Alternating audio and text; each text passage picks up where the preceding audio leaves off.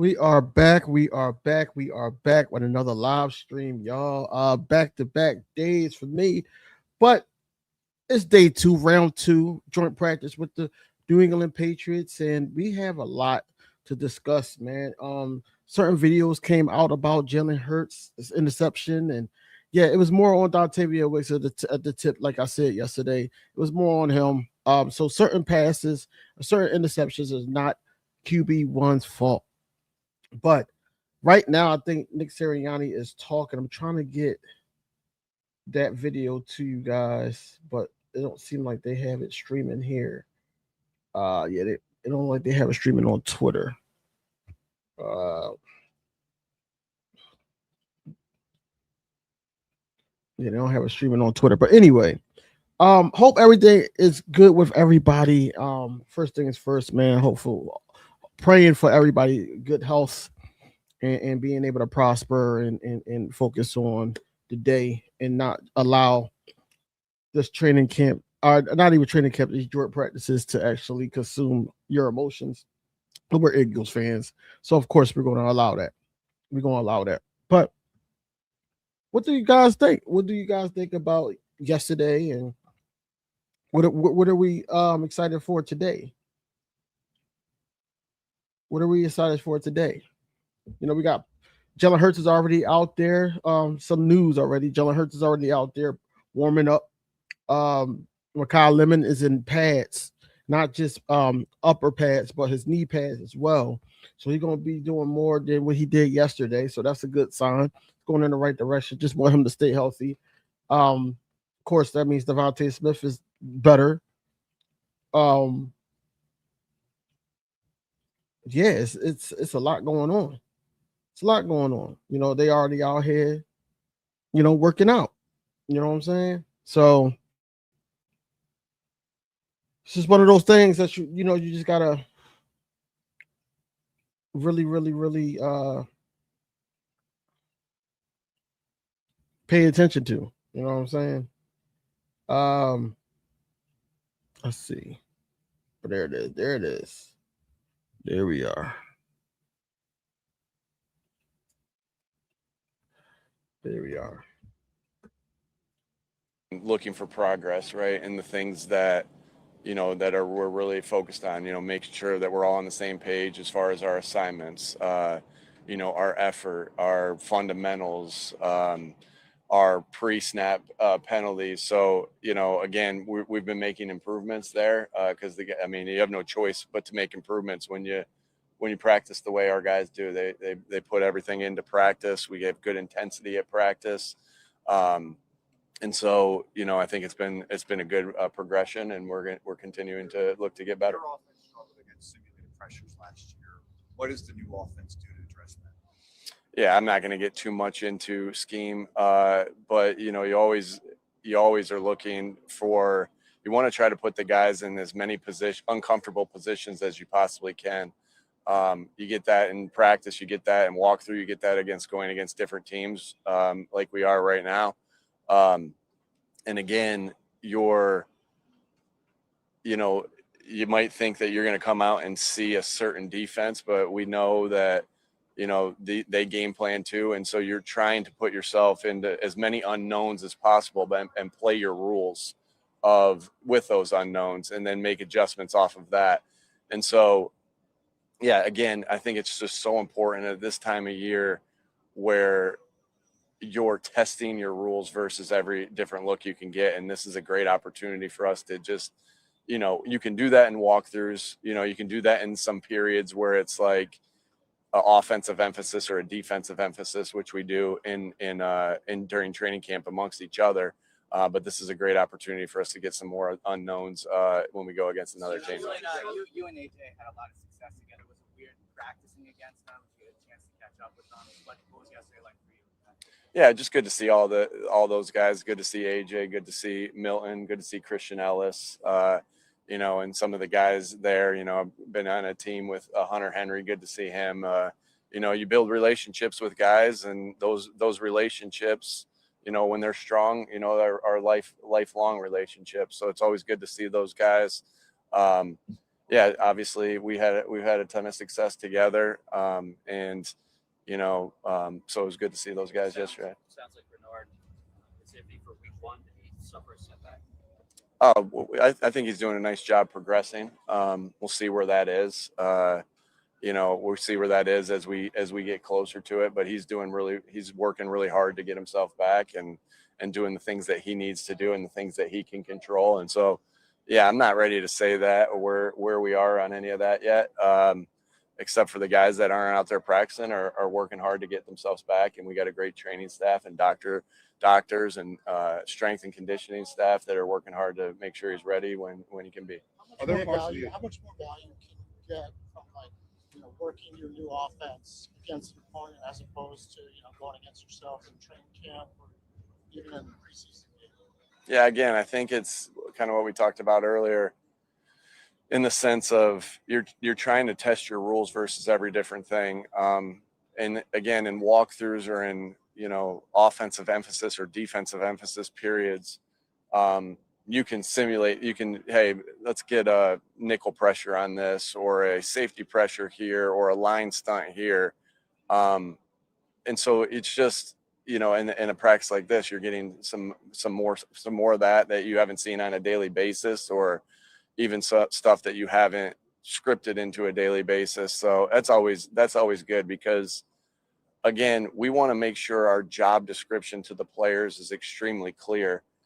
And it's not like, and when you do job descriptions, it's like, hey, here's your assignment, but here's what you have to do versus all these different looks. And as we know, there's so many different looks a defense can throw at an offense, and vice versa, offense can throw at a defense.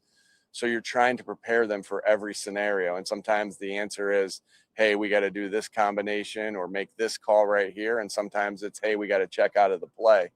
But you want to put them in as many unknowns as possible, so they're handling those things second nature when it comes to the game. And so this is always beneficial. Yeah, sorry, I'm from Boston. Hey, how you doing? Good. How are you, man? Yeah, good. You guys have a new offensive coordinator this year, some other new coaches, which is not unusual for you. What's that like as a head coach? Just kind of every year, like building a new staff and building a new offense. Yeah, it's the way of the NFL, and I know this. I know Coach McVay goes through this a lot, and I know Coach Shanahan goes through this a lot, and we've had to go through this a lot. And so one thing that's awesome is you get to meet and work with different people. That's what's a great thing about football, is it brings people together that you probably wouldn't have ever met otherwise. And so you get to form these new relationships and everything like that.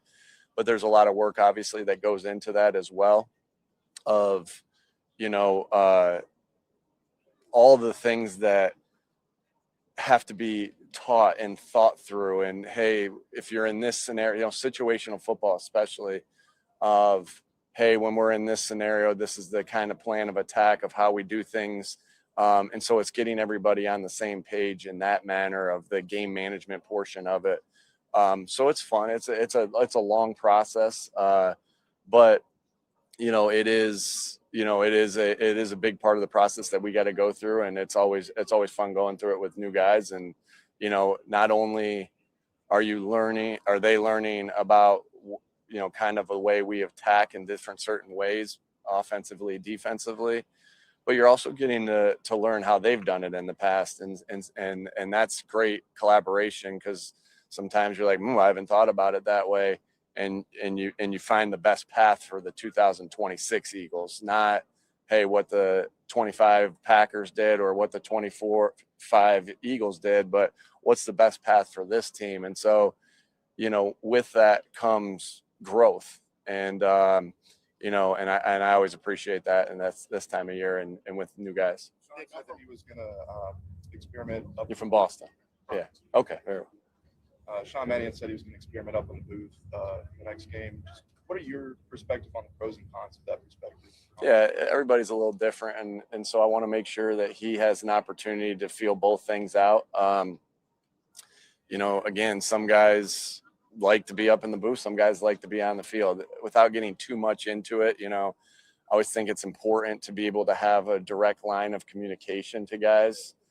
He's got coaches, and we got coaches that we trust to be on the field to be able to handle that. But, I know that's always something that when guys call it on the field, they like to be down there to feel the flow of the game and the flow of the players. And on the other end, being up in the box, right? You can have a ton of papers lie out, kind of thought processes that you might not be able to have on the field, different view of the game, of seeing different things. Obviously the NFL's made it very easy for the guy that's in the box calling the play to be able to directly talk to the quarterback, which, so that used to not be the case. I remember in 2010, I was talking to the quarterback, but Charlie Weiss was calling the plays from upstairs. They didn't have that communication yet. So that's not a thing anymore, but benefits, there's positives and negatives to both sides. And it's just weighing out what works best. There's so many different ways to do this. Like, there's so many different ways to lead a football team. There's so many different ways to run an offense or a defense. There's so many different ways to work situational football. And it's about finding out what's best and what works for you. I think young in my career, it's like, no, this is the only way to do it. That's just not the way it is. Like, there's so many different ways to do it. And it's being open and finding out the best way of how your team should go about it.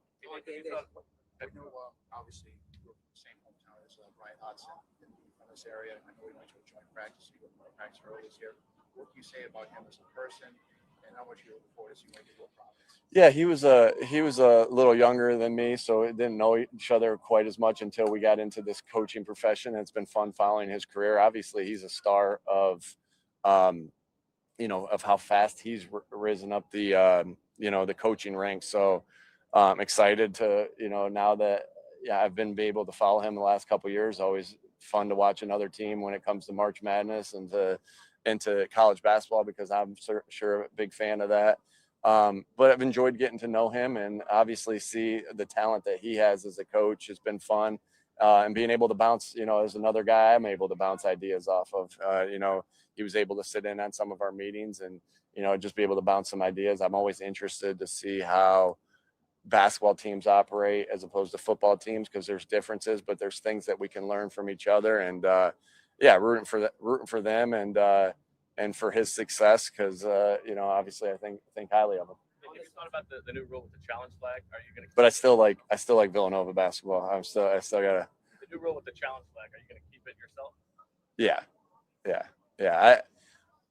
That we had a quick discussion about it, but I don't know. I'm definitely going to keep that because my direct communication upstairs, again, I don't want to have a misstep or anything like that where, there's times on the challenge flag from my perspective that I think back to 2022, Smitty catches a ball over his shoulder in Washington, at Washington, and we run a play fast, and Coach Rivera throws the flag, but the ball is being snapped as he throws the flag, and we actually beat the challenge.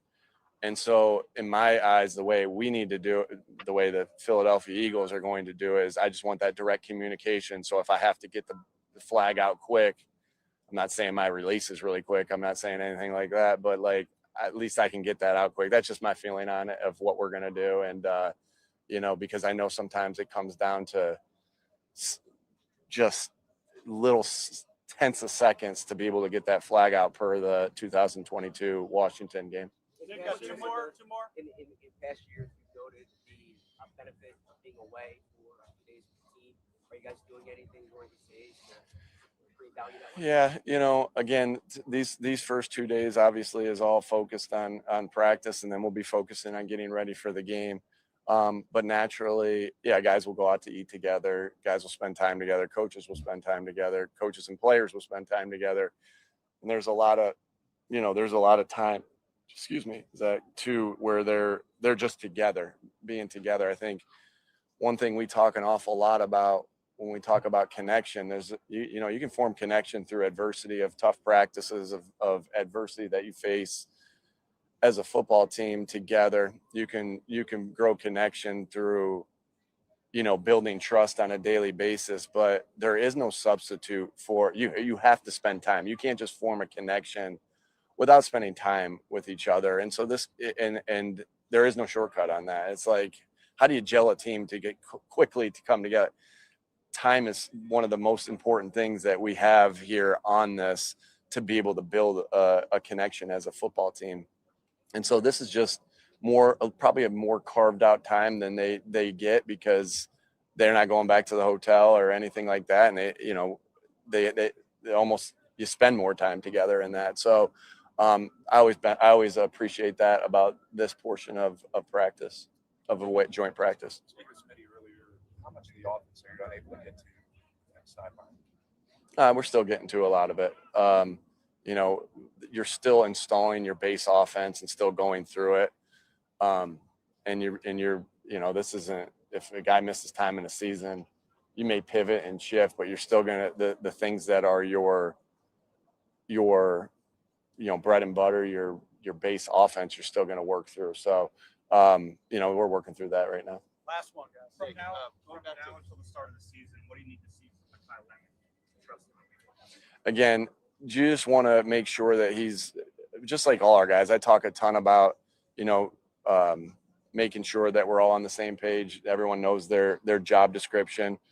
So it's, building trust within that, and it's, the fundamentals and all those different things. And I wouldn't say I have anything that's a check mark or anything like that. When and there's a feel to it. And I know he's working like crazy to get back. All right. Thanks. Go ahead. I was just thinking about play calling. Unless I don't like the question, then I'm going to get pass. And we have 80 seconds. So when you got to play call a situation. See, he's always pushing people out, and I'm like, yeah, another question. I'm just kidding. It's just robot. For play calling. Those are nice sunglasses, Bob. Thank you. Yeah. When you stumble into you look like Robert De Niro. Oh, yeah. Okay. Yeah. That you've been planning for, where the play that you want to get to, the quarterback presumably knows the play you want to get to. What's that feeling like to get into it, to call it in those 25 seconds? Is it a little bit different when it's like exactly what you wanted? If I'm assessing your question right, that we try to do some different things in training camp, where we take the play clock down to put as much stress on us as we possibly can to push our operation as fast as we possibly can. And so it is just this perfect, like, everyone's got to work together, from coaches to players, to get that communication in, and to get, if you have a check on the play or anything like that, there's just it's about being all on the same page. And so it's actually a pretty cool process of how many pieces and parts it takes to do their job, so everybody can do their job right. One person doesn't do their job right in that particular case, and that's 65 times plus a game, then it's going to struggle. Thank you. Appreciate you. That was Nick Sirianni, folks. Nick Sirianni. Let me get out of this. Yeah, because we here now. We at the joint practice. Al Lemon is there. Of course, all eyes are going to be on AJ Brown. Welcome, folks that's coming in. Well, Nick Sirianni had a whole bunch of word soup again, but I did take some mental notes about what he was saying. He's still going to be the one that throw the challenge flag. He's not giving that up. What else? He don't want to. Let's see. He's basically don't know how it's going to look for Jonathan Grenard either. So he's hoping for week 1, but there's no telling. So really, no updates on Jonathan Grenard yet. And I don't know. Like, I'm just happy that Mikhail Lemon is back in some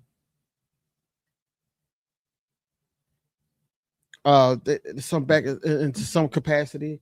Happy that he's like practicing. He got his knee pads on and all that. So that's a good joint.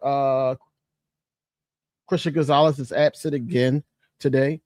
There's some other guys that's on here now. Ben Brown, Azaria Holmes, Reggie Gilliam, Shannon Canada, on the pup list, Harold Landry. That's all for. And NFI is safety Brendan Schuler from the Patriots. So But all eyes are going to be on AJ Brown. All our reporters are going to be on AJ Brown. You got Cooper DeJean out here throwing some passes,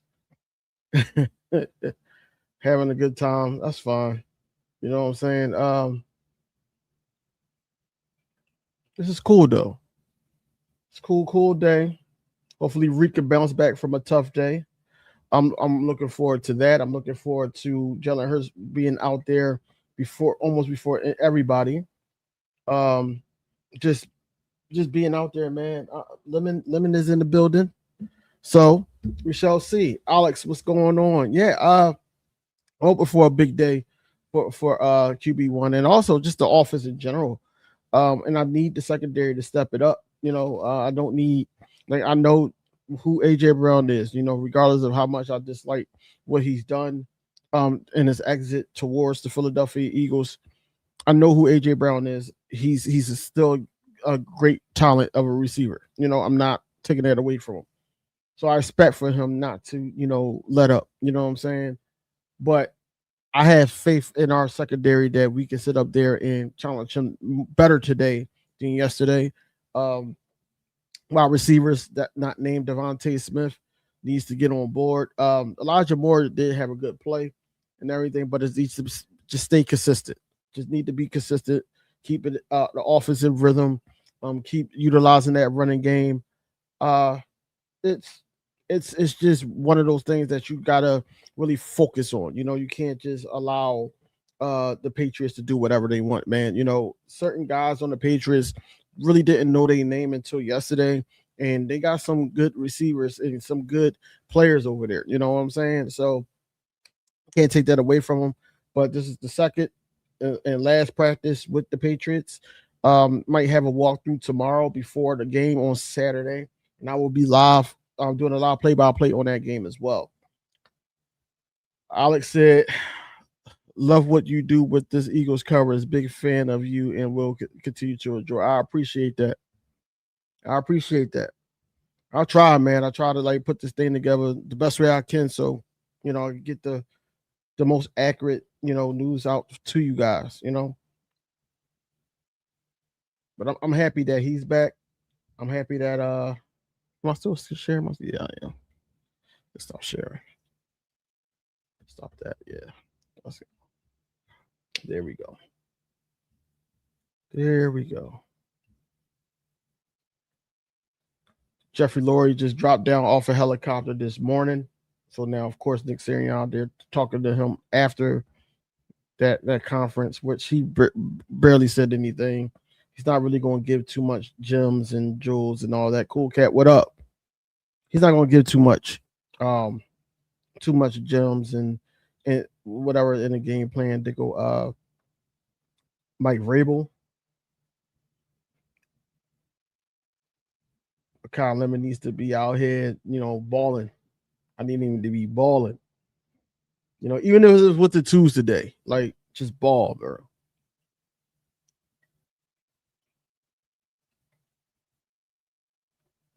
I'm excited. Everybody's excited to see him out there. Oh man. And get your popcorns ready. Because if he's playing with the ones, if he's looking good with the on the sideline and all that, he's in there with the ones, watch out. Now, certain guys, it's so crazy because people be like, we don't see too much things out of the playbook.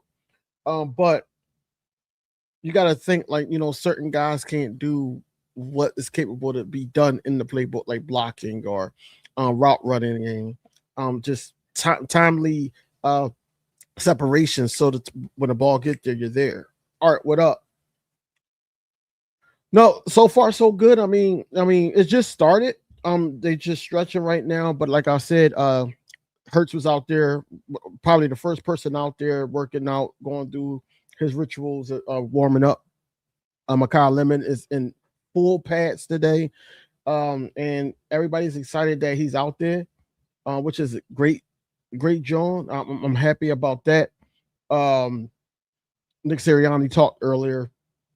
I know you don't care about what Pound got to say, but I'm gonna let you know anyway. He's basically was talking about Jonathan Gennard. He's talking about not allowing anybody else to be in charge of throwing the challenge flags, and he was basically not giving a lot of information about how the scheme is going to go, and also like situational play calling. You know what I'm saying? He's not giving too much away. He's just basically saying that he's going to allow that to Oh, okay. Um, but like I said, Christian Gonzalez is not out there again. Jigga, what up? Christian Gonzalez is not out there again. And hey, they might not need him.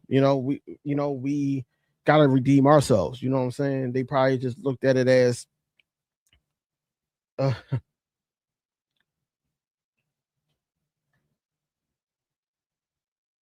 yeah. Darius Cooper does look crisp. He does look crisp. It's so crazy how like I gotta go to the Patriots website to get some type of video, but it's majority of them, which I'm pissed off, right? Pissed off about, but it's all right, So as long as they show the one-on-ones and things like that, again, I'm good with that. But I need the defense to the secondary to step up, and I need the offense to look better than what they did on 7-on-7s. It's still a learning curve and all that. I'm not worried about no wins or losses. And Nick Sirianni said that as well. We don't judge it off of that. We judge it off of, just the competition, the reps, and did you win that rep and everything. It's not about wins or losses of who won the day. Was it the Patriots or was it the Eagles? Because these things don't count.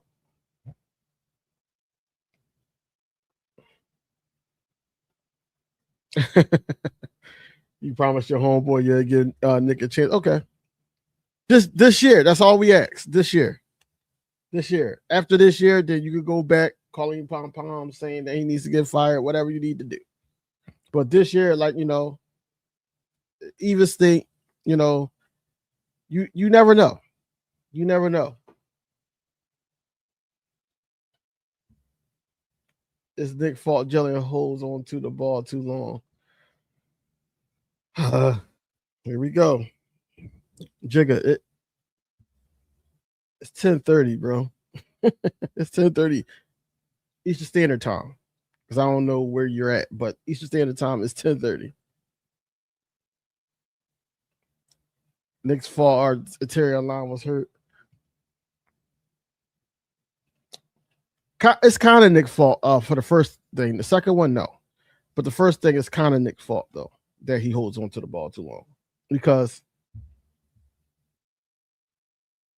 Dave Zagaro said that he doesn't see Jalen Carter at the first of practice, first thing of practice. You don't see Jalen Carter out there. But that's due because, like I said, the offense runs through Nick and all that. So chances are Nick Sirianni wants to call these long, drawn-out routes. It might be Nick's fault that, he's waiting for routes to develop and they want him to stay in the pocket because they don't want QB1 to get hurt. I need Jalen Carter to be all right, though. Hopefully he not banged up or anything. He probably taking a rest day or something. They're not doing nothing.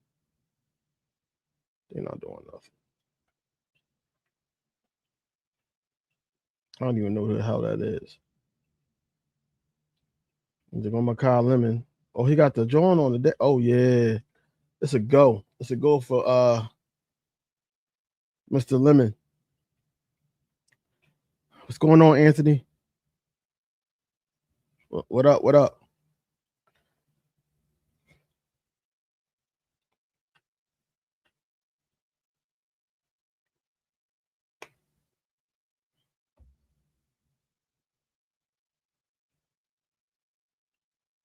Mm-hmm. So let's see how they going to do this. Also not practicing. Elijah Moore. What happened with him? Elijah Moore, Jacorian Bennett, Johnny Wilson, Greg Cockatera, John Ajoku, Damian Pierce, Byron Young is not practicing either. So I don't know what the hell happened to Elijah Moore. It's all right. You got the old lineman throwing the medicine ball. Eli Stowers with the footwork. We're getting ready. You know what I'm saying? The separation for Eli Stowers, I'm not worried about. That's elite. That's elite footwork. I'm just worried about him blocking and getting blown up to the point where now whoever's he's blocking is in the backfield. That's what I'm concerned about with him. So if he's a liability there, then you want to, get him more reps on just blocking. I need to start looking at T's on their last year of their contract. We need help in that department. I don't know, man. Dallas got it coming off a good year and all of that. They probably gonna have high hopes for, and they're gonna give him the opportunity. Eli Stowers. But yeah, I hate the fact that they're just showing Patriots. I just want to see the one. I'm just trying to see the ones. I'm just going back and forth to see if they're showing the one-on-ones or not.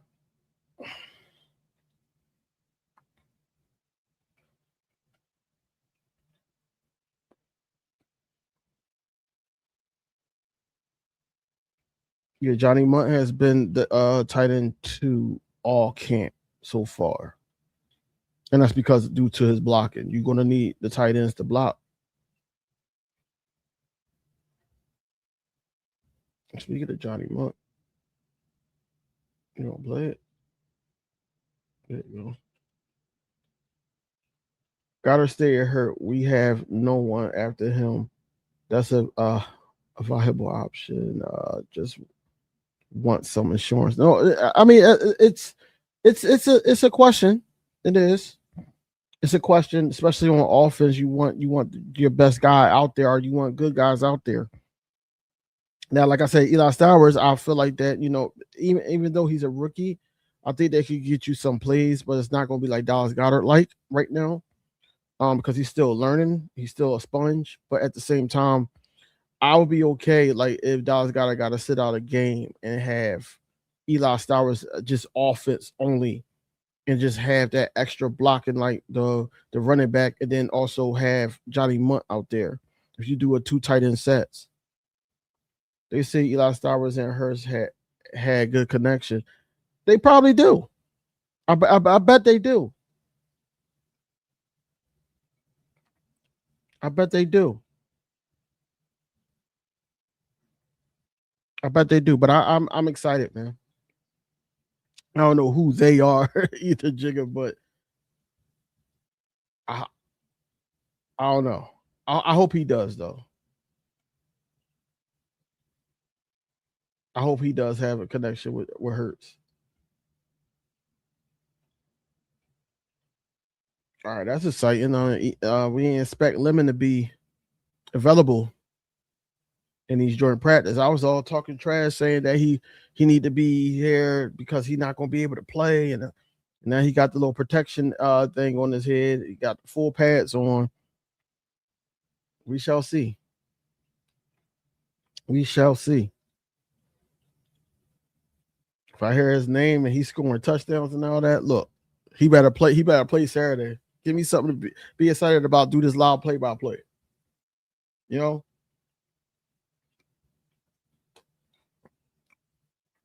Reporters and people that were there, it was free to be there. It was.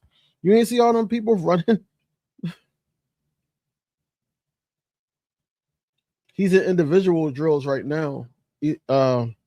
Makai Lemon. So that's it. But he makes one catch and they have great chemistry. No, Jacob, man. No, I think he was one of the people that was actually out there that he invited to do the drawing with, to go to I think Orlando with Jalen Hurts invited Eli Stowers. Is either Orlando or the other places he was at.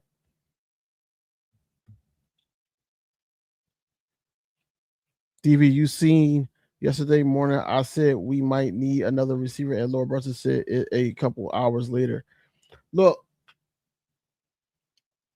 I understand what it's so crazy because I mean I listen very closely to what people say, and even our own content creators. And it was at one point he was basically saying that he did say that we needed receivers, and then he said, "Well, this receivers room is so slept on, so you got to pick one. You can't say we need receivers, but then this receiver room is so slept on." I don't think we need a receiver right now. Receiver's going to come up down the stretch. If we got to trade for a receiver, we got to trade for a wide receiver mid-season. But I don't think we need it like in the start of the season. I really don't. You got to give these guys the opportunity to show what they got, man. You get them extension to Dontayvion Wicks. You draft a receiver with your first round pick. You got to give him an opportunity. Darius Cooper is in the mix right now during training camp, so you got to give him an opportunity. Also, you got Elijah Moore as a vet, and you also got Hollywood Brown as a vet. Got to give them opportunities. Of course, you got Smitty. Smitty don't need no opportunities. He's going to be good to go. We already got that chemistry and that faith that he's good.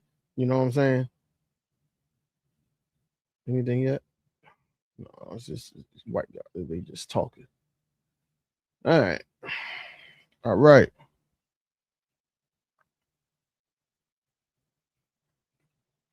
At least the Makai Lemon being there, suited up and all that, got them Philadelphia reporters for some time to stop talking about AJ Brown so much.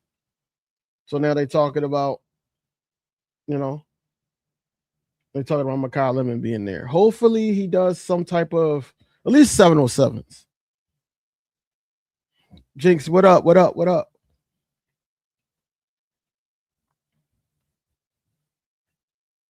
We not here for you. Your mid-level trolling.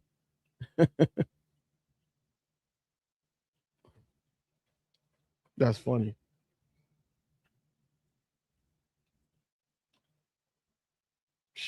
I can't wait, bro.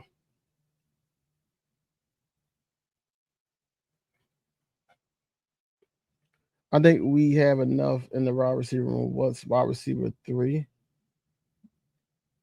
And the rest going to do.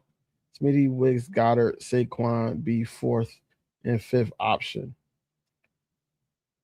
Yeah, but at the same time, you got to get everybody involved, man. And I think that, I think our mindset is so stuck on how the offense was ran previously, whereas though we got to give this the opportunity to look the way it should look, coming off of who Sean Manion's extended from. But we also got to look at the vision of why we drafted the Makai Lemons, the Eli Stowers, because they were, separators. They were guys that can win mismatches and be able to run those short routes and everything like that. So it has to look right.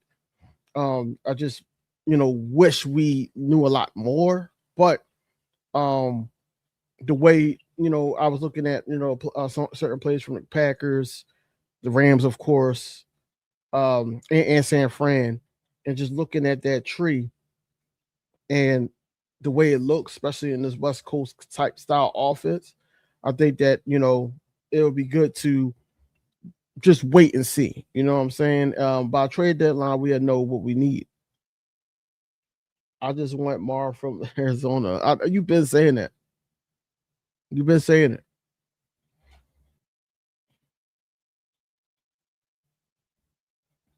See Dontayvion Wicks. I just think he just gotta get out of his own way, man. Dontayvion Wicks gotta get out of his own way. I don't want to sit up there and be like, yo, because he has had a good camp. Don't get me wrong, up till yesterday, but no, he just gotta get out of his own way. Because when I seen that route that was ran, hold on, did I where's it at?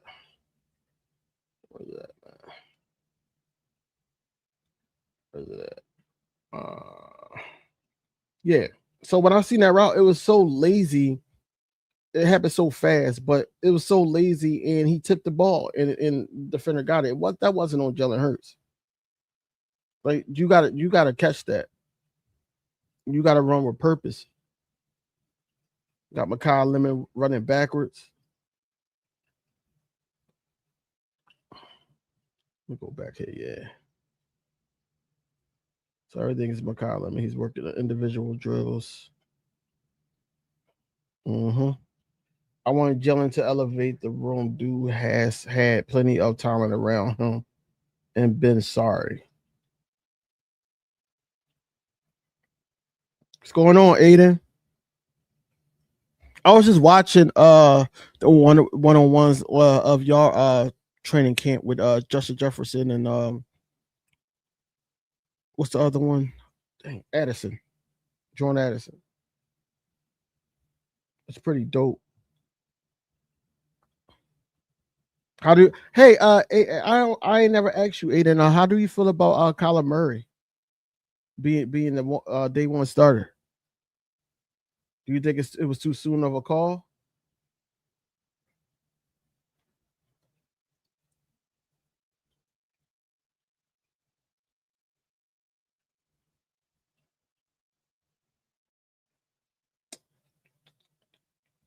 I'm so happy today is probably going to be the last day I had these Patriots reporters on my my post feed because man, they showing anything yet? Nope. It's just them still talking.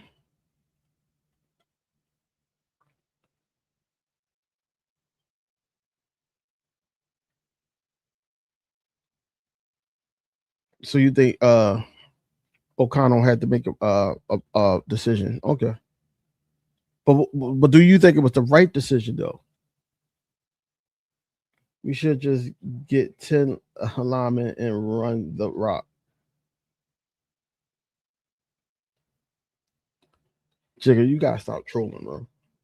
Passing does matter. You gotta stop trolling. You gotta stop trolling, bro.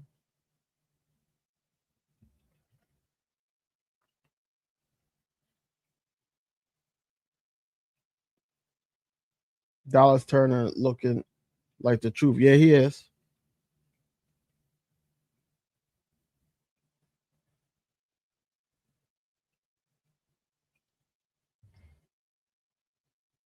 I'm gonna start these ones. How long, man? How long they gotta take the stretch? Worst case, I guess how he could grab us a receiver at the dead. That's what I'm saying. At the deadline, you got to give us a chance first before you say we need this, we need that. You know, the product ain't even get on the full product ain't even get on the field yet. And if the full product can't get on the field, that's when you sit up there like, okay, we need something. We need somebody that's going to be that difference maker.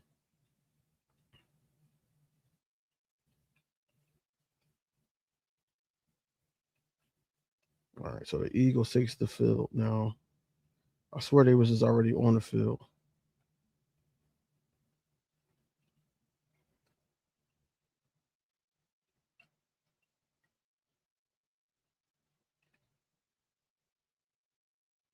All right, running the ball, man. Like, look, y'all gotta stop like downplaying this guy they call Jalen Hurts, man. Y'all gotta stop thinking that this passing game ain't gonna look the way it's gonna look. I know what y'all thinking, but look,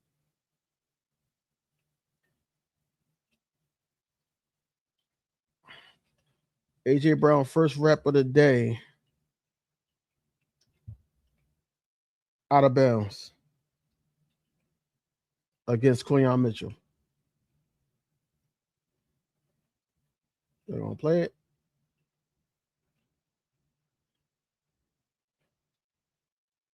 He's out of bounds. But that other one against Reek Wooling yesterday was out of bounds. So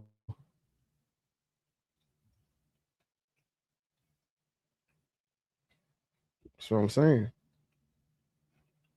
So they're doing one-on-ones now, right? Yeah, there we go. Something.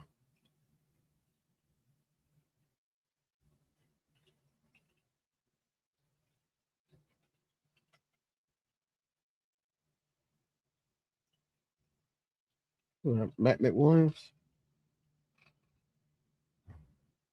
I think Kyler Murray is the best quarterback on the roster. Okay. Forgot about Jennings.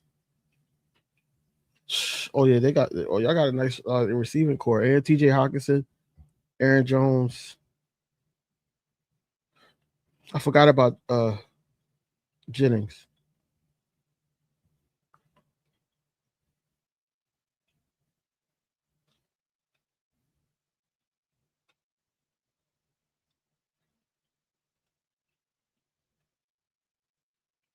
There's a flag.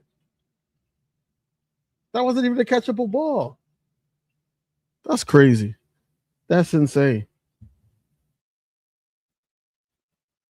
So that better not been no flag. They're just showing the Patriots versus our defense.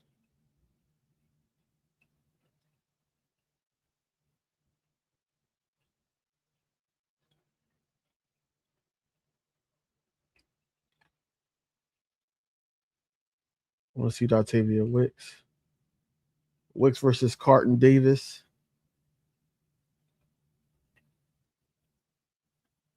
I didn't like that how he came down. He didn't catch it though.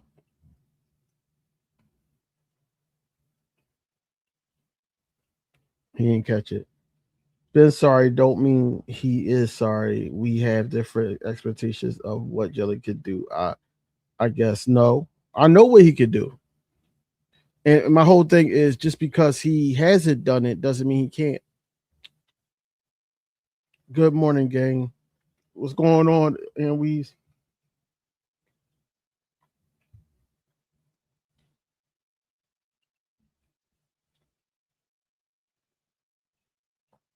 CZ, what up? I appreciate you. Those that's coming in are, for a quick second or whatever like that, because I know everybody's at work. Please like, comment, subscribe, ding the bell for notification. We haven't enjoyed practice against the Ravens, and we get into Lamar, which is it easy to yeah.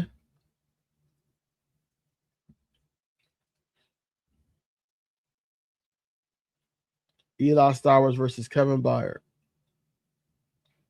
Dallas Goddard just won his one-on-one.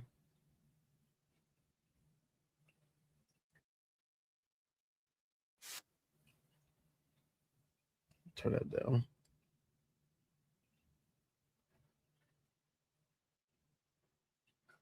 Eli Stowers did win that. It's out of bounds. He didn't even have an opportunity.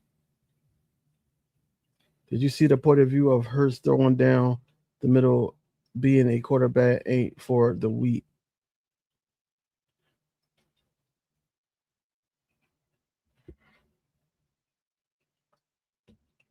There's Cooper tough at the catch point. Because he got the man. I ain't gonna keep saying it. He got that structure, like that person that they keep reporting on over there.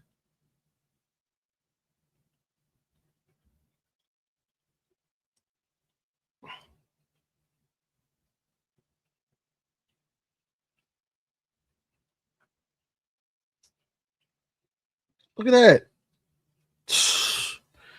I told all the Tavian Wicks problem is never off the snap. It's never been off the snap.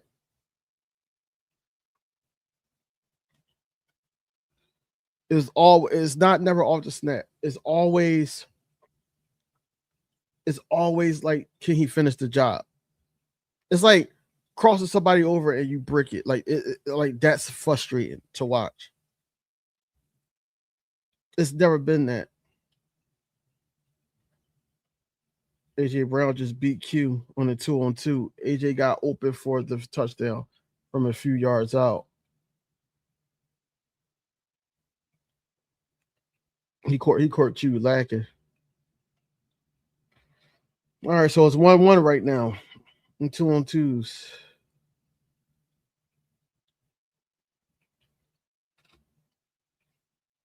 It's 1-1 right now. It's okay.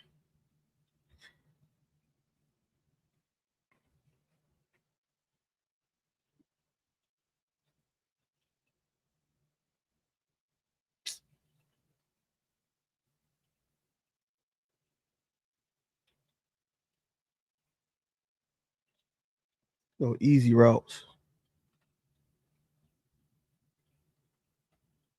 I'm there. I'm there, Tiff. Hopefully everybody's having a good morning so far.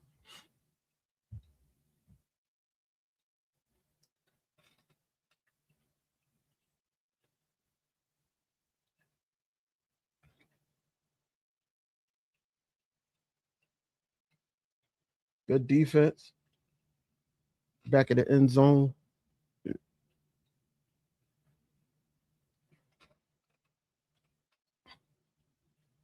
I'm so mad like the Eagles don't do shit like this, man. Hopefully they do it at the open practice, for people that can't be there, you know what I'm saying? Hopefully, because they don't allow us to record or do all those things, but hopefully the people that can't be there, hopefully they can yeah.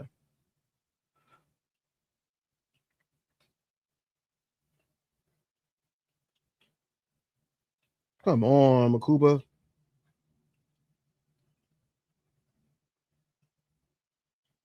Yo, we need to start signing the petition right now to keep ESP over there in Foxborough. Cause he's on AJ Brown top, man. Like, oh my god, he's glazing me.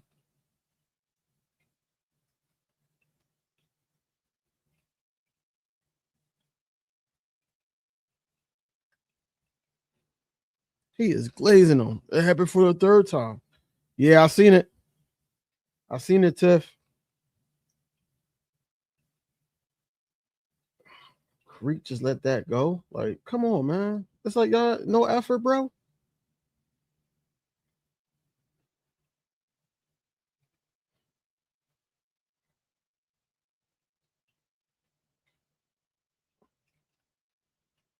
At least Q has some effort.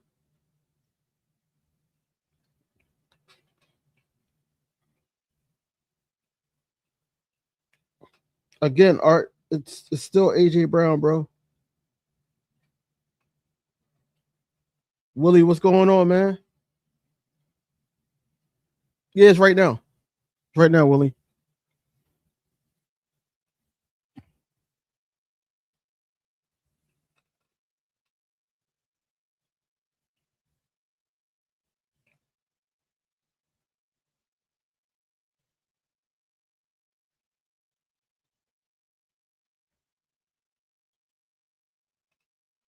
It's right now.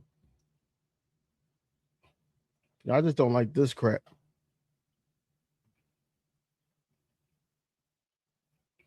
I keep going back and forth.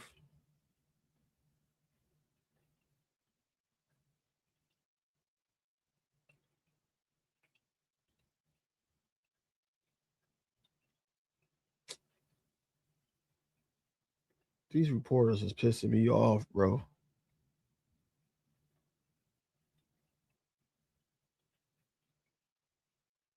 It kind of almost like, oh, okay, they said thanks for watching. Cool. So I can get out of there. That means that when they do that, that means they about to go on team drills. Yeah, I don't care about all that, bro.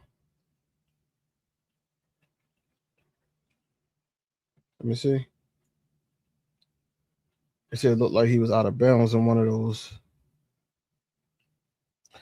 All that talking, McCon Lemon is not doing no team drills. So what are you right now of what you seen so far? I mean, still a learning process. Still a learning process.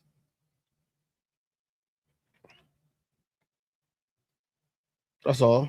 That's all you can say. Makai Lemon is not doing no team reps today. I'm thinking that him being full, but he's probably going to start. Shit. He should do an open practice. Open practice. He should be ready to go.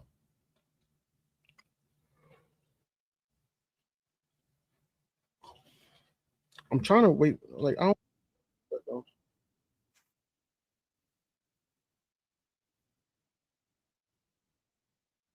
Oh,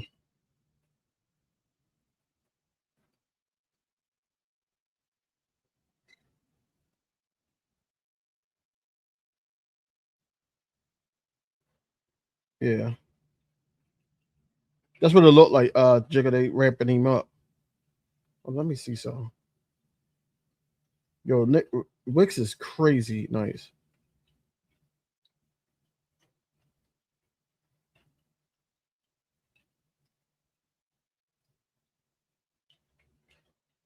Yeah, he was out of bounds.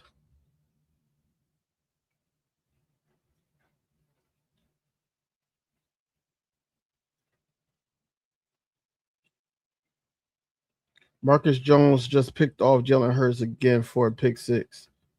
That's 2 in 2 days. Come on. You don't want to start the day off like that.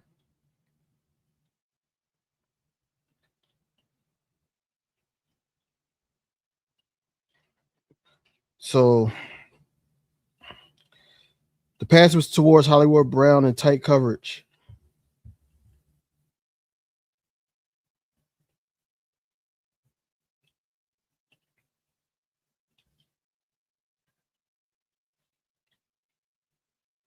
It was in tight coverage, short over the middle, but it was deflected and picked off. Flying Mayan, what up?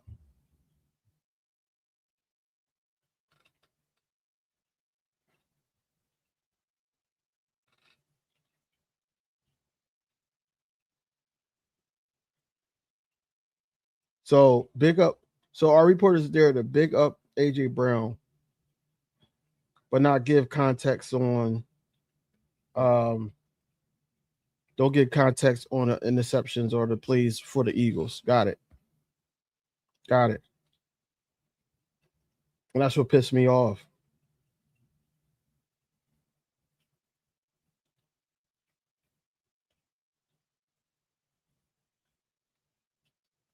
Picked off. Okay.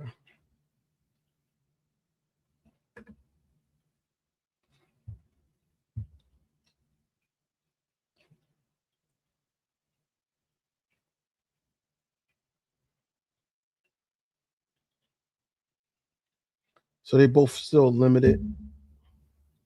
Elijah Moore got a neck injury.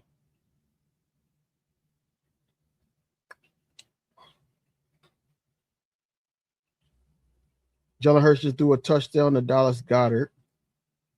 Good comeback. That's a good comeback. I wish we could see that play.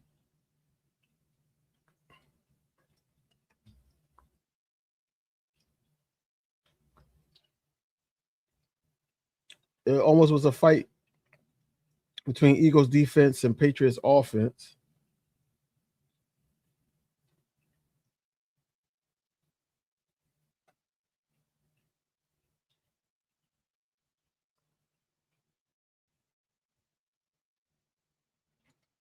So it's an excused absence for Jalen Carter. So Jalen Carter's not at practice at all.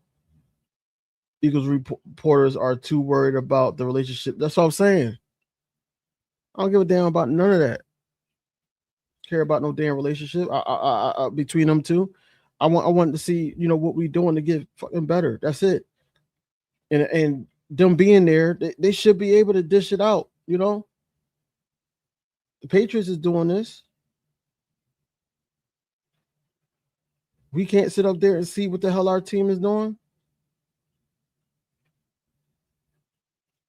I'm cool with Hurts throwing some picks if it means he's going to let it fly.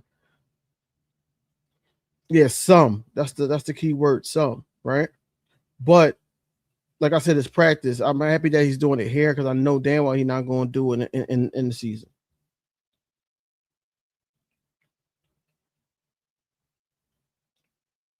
He went across the middle to Dallas Goedert for that touchdown. So Nolan Smith got shoved after a play by a Patriots player. That's what was about to start the fight. So Nolan Smith got shoved.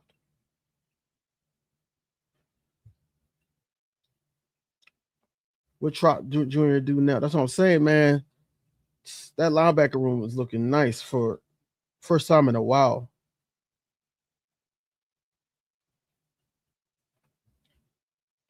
Jeremiah Trot Jr. is so impressive. He provided tight coverage on Patriots running back Trayvon Henderson on a wheel route and forced an incompletion.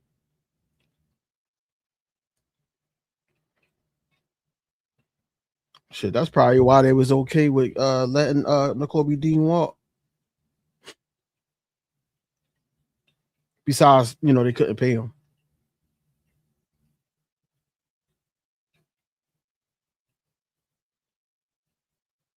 Yeah, it was a deflected pass, but they're gonna boost that up. It's okay. It's practice though. And what the beat writers say doesn't mean they got the context of the play right. It could be misleading, somewhat. I mean, it could be, but some beat writers and some reporters they give context.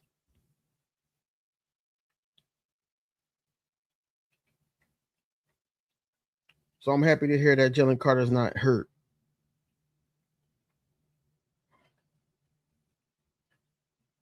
Team drills. Jelix Hunt is arguing the fact that he just came up with a strip fumble.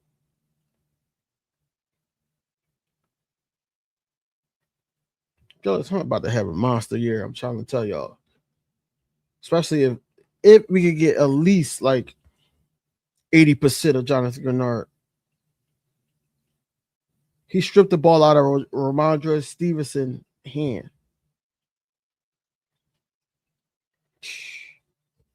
Mm.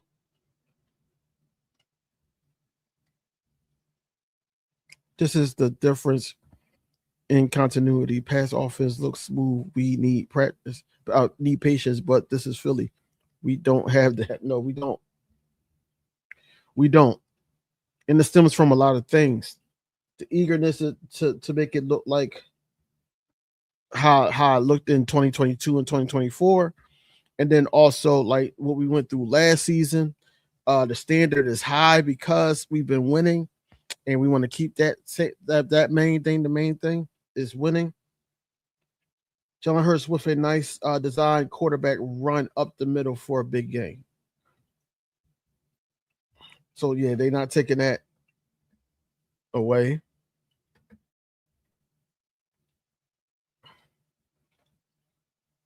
Julius Hunt, I think Julius Hunt could be an All Pro this year. I really do. I do. I think Julius Hunt could have a monster year this year.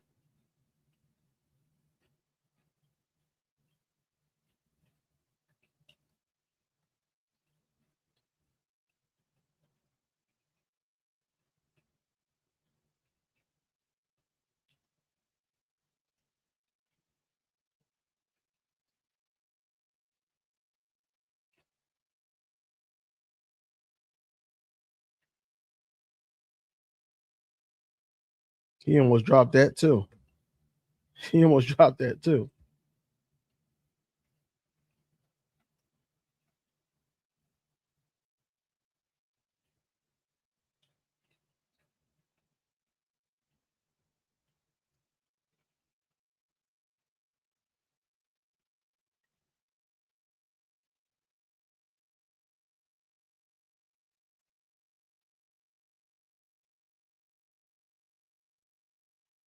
Okay.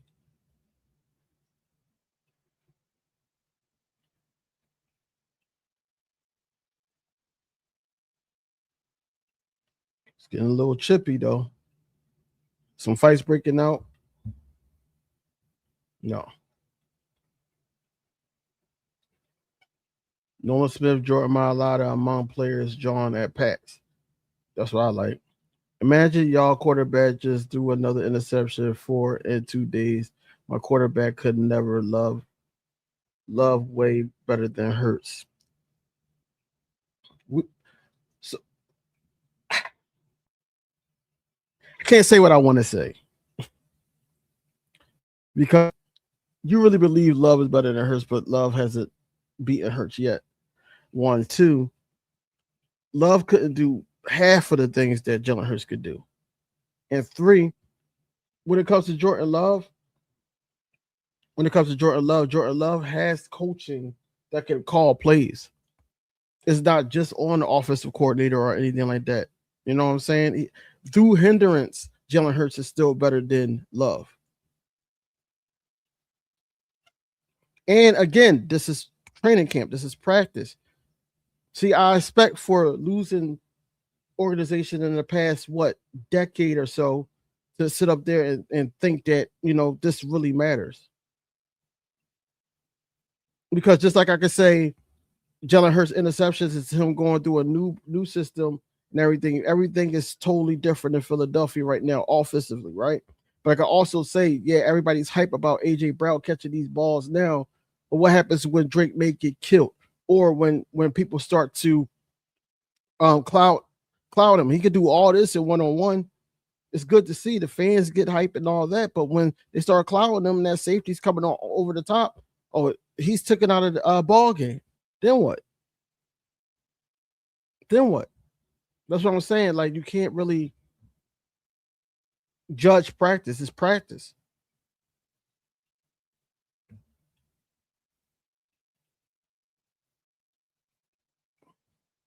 Dallas Hunt is arguing. Oh no, they already said that. It seems like they're doing the same thing over again.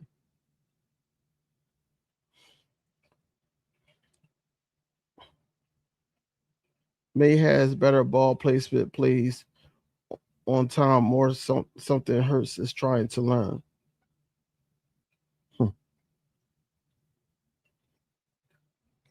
Mac Hollins just beat Quinyon Mitchell for a touchdown. Come on now, they switching now.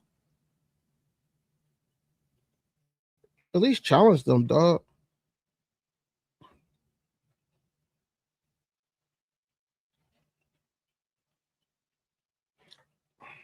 I wonder how long this practice is. This practice going to last until 12:15 as well. I wonder how long that's going to take.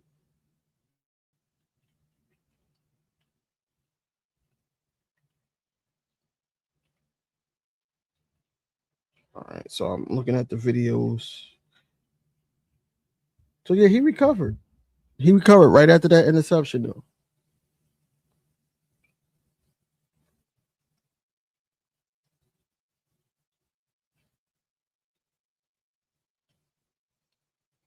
Woolen just got a pass breakup on Romeo Dobbs. That's a good job.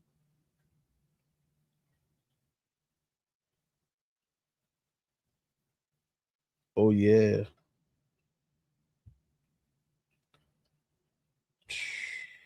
Again?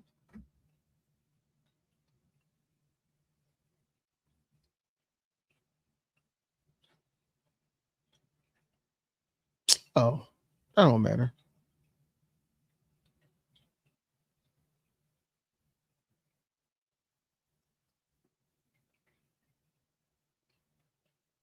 Yeah, that don't matter.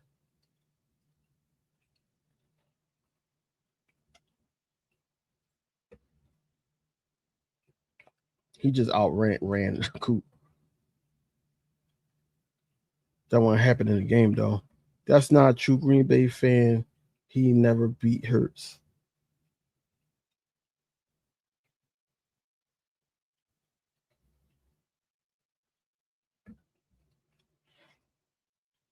It's another design run up the middle for Jalen Hurts. And they said on the other side of the field, AJ Brown scored another touchdown against the Eagles defense. John Clark.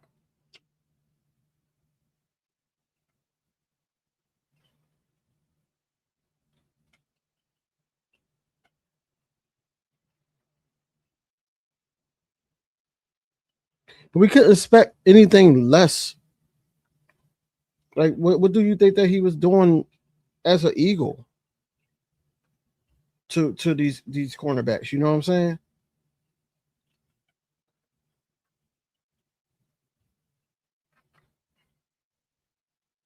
It was all right.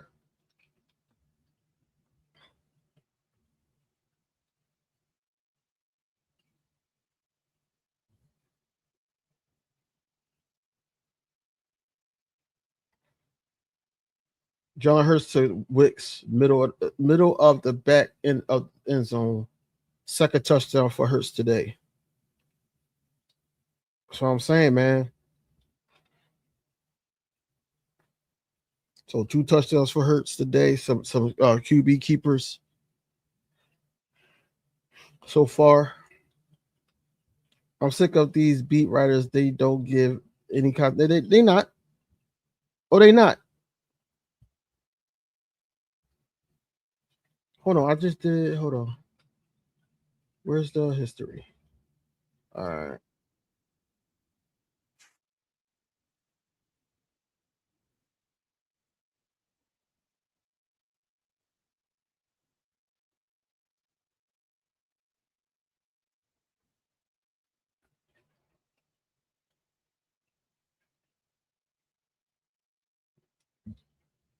I can't even see. That was a bad recording.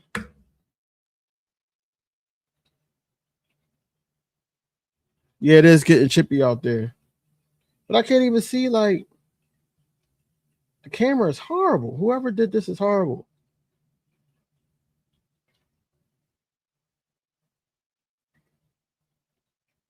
Dallas Goddard. That's probably going to be one of those plays that's ran. Cause I think that's the same play. If I'm not mistaken, that's the same play that that was ran when we did that point of view. I think that was the same as that play to Dallas Goddard. Oh yeah, they fighting today.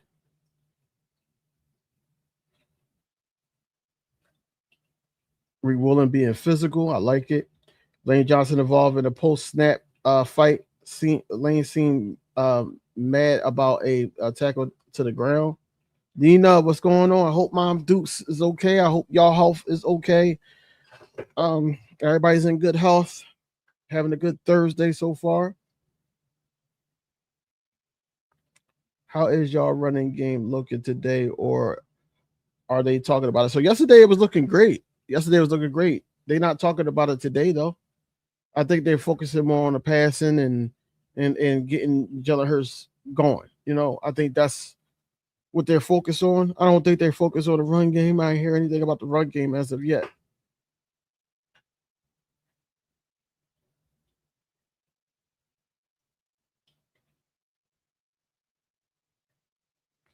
Mm.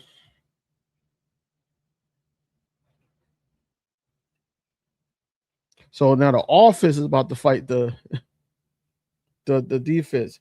The offense is looking good. Jalen Hurts got 2 touchdowns. Of course, he threw a pick. But we got to see. We got to see basically the context of everything. You know what I'm saying? Rich, what's going on?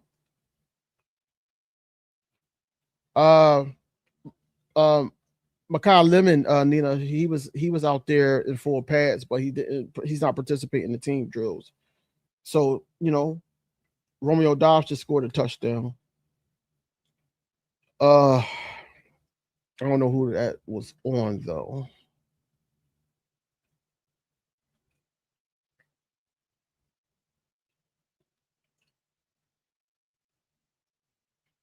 Saquon Barkley was about to be in a fight too.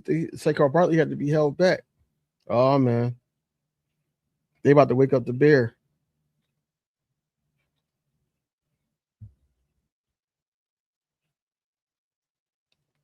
They're gonna probably cut this short, man. If it keeps getting like this. Swift not out there.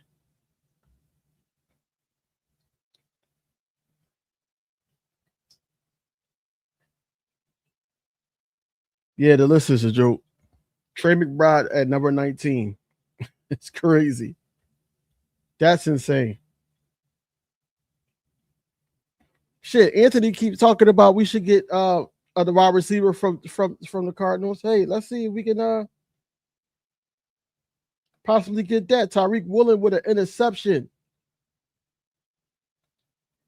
Tyreek Woolen with an interception. He picked off. Thank you. He picked off Drake May trying to hit AJ Brown. Thank you.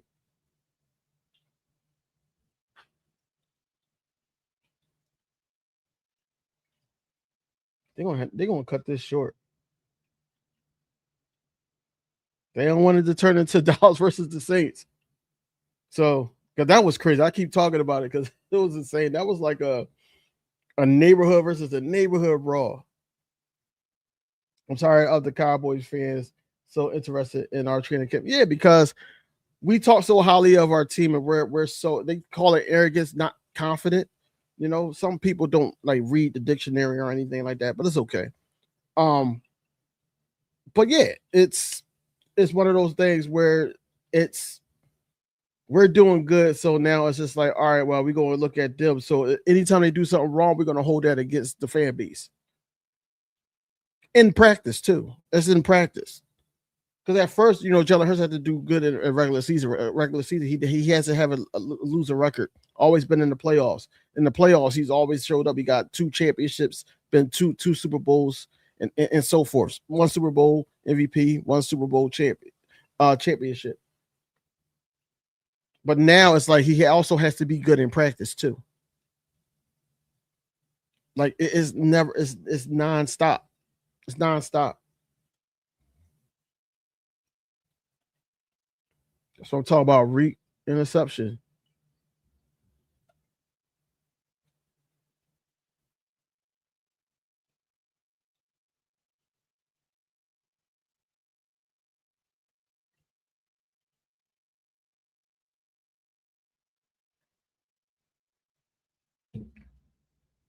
Jalen Hurts was just intercepted for the second time today. He just picked off Hurts again. Marcus Jones. Who the hell is this guy?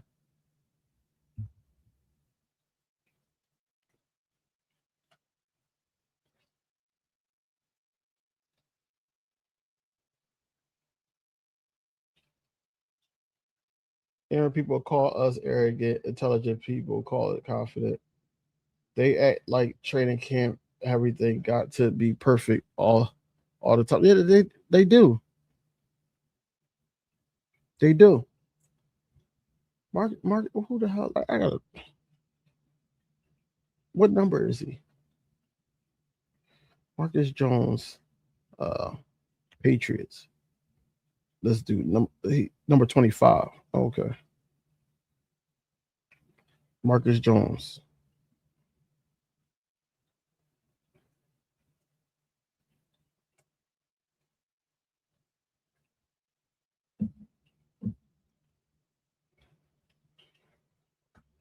Can we get some context? Nope, ain't gonna get the context at all. Pass to Wicks is jumped by the defender at the front of the end zone and picked off. Ref ruled it an interception. The refs ruled it an interception. I just gotta see it.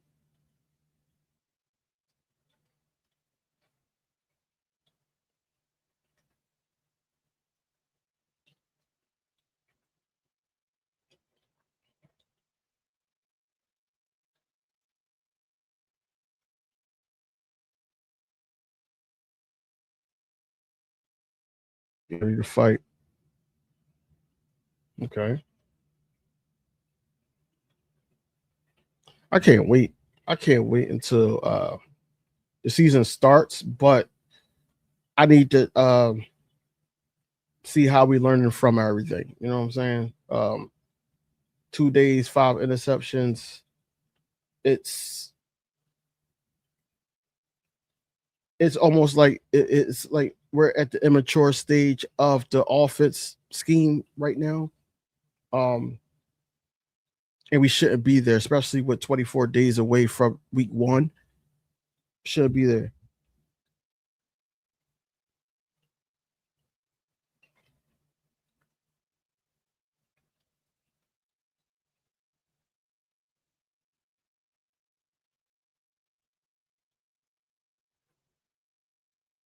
Yeah, they just mingling with the Celtics, the Patriots beat writers and all that, and then talk about AJ and how bad Jalen Hurts is doing. That's basically what they've been doing.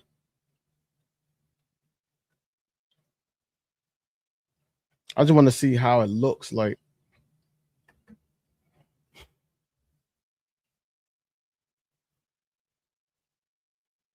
Nothing else going on.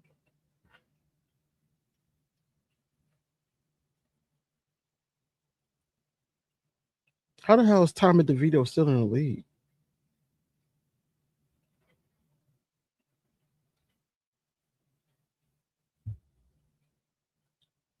Yo, I can't.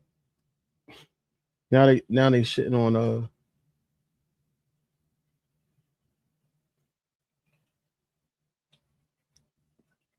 they shitting on Q now because of what's going on with between him and AJ Brown. And this is Brady Lee Gouton saying that.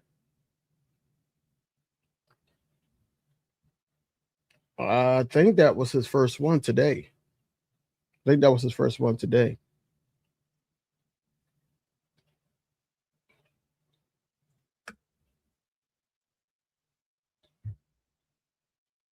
If I'm not mistaken. In these two practices, I think it was his first one today.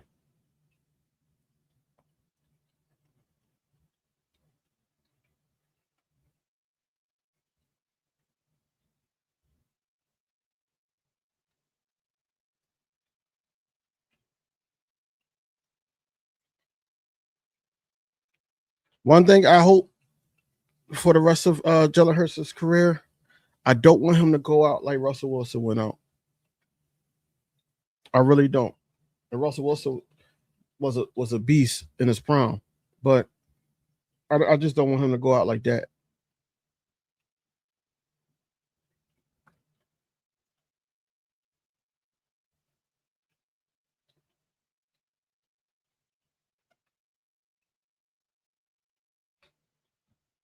What did he say? So EJ Smith says it's been tough sledding for the most part. 2 picks from Jalen Hurts, 1 targeted Dontavia Wicks on a speed out, and 1 to Hollywood Brown on an underneath route over the middle. Hurts find Eli Stowers and Wicks for a touchdown. So he probably meant Dallas Goedert. It wasn't Eli Stowers.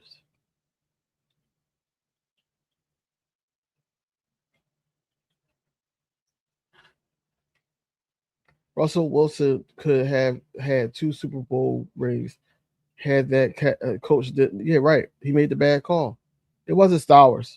It was Dallas Goedert. I think that he just got the tight end wrong. If he threw a pass to Stowers too for a touchdown and it wasn't reported, that's crazy. Because my report says Dallas Goedert, and I showed it.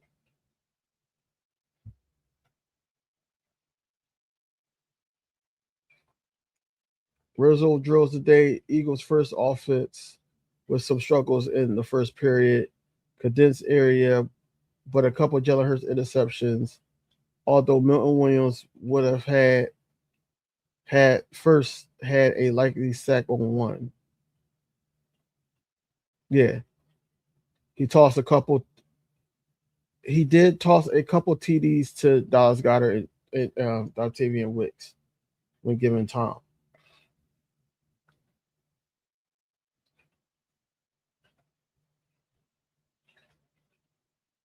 I'm saying like how Russell Wilson at the end of his career is like, he went from team to team and all that, and it was almost like he just got bounced off the league.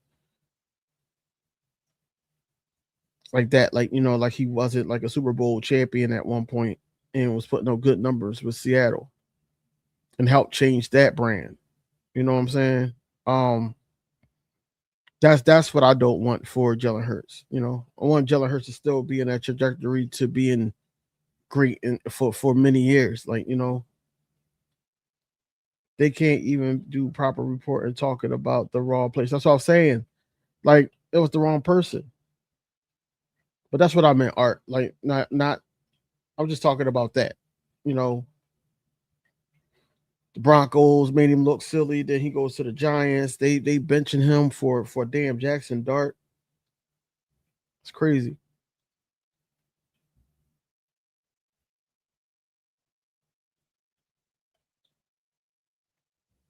The good thing about this joint practice is that we can evaluate and see what our weaknesses. Right, right, Rich, and that's all this is. That's all this is. But a lot of people, like the Green Bay Packer fan that came in here, likes to blow it up. You know, everybody's gonna blow it up because it's something. It's something against Jalen Hurts or something against the Philadelphia Eagles that hey, AJ Brown was cooking y'all. If AJ Brown was cooking y'all, what y'all think CD Lamb going to do? What y'all think that George Pickett's going to do? What you think that this person going to do and that person going to do? First of all, the way it looks in practice is not going to look like that on the field, brother. I'm telling you all that now. It's not.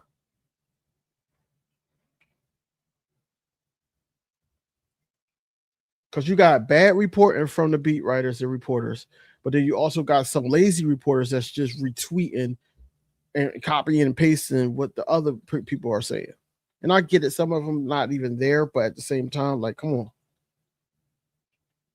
Come on.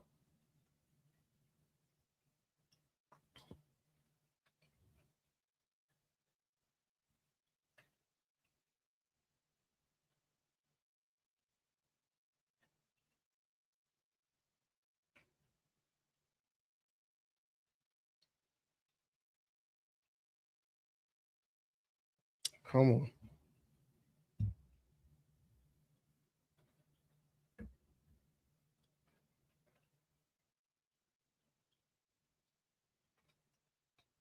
Yeah, I seen that. Pick six.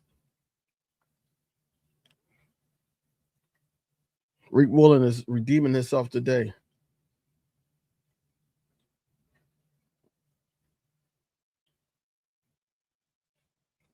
Redeeming himself today.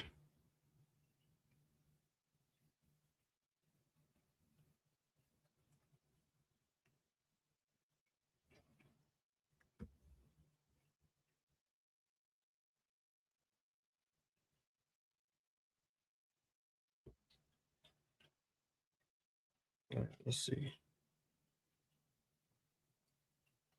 what's going on.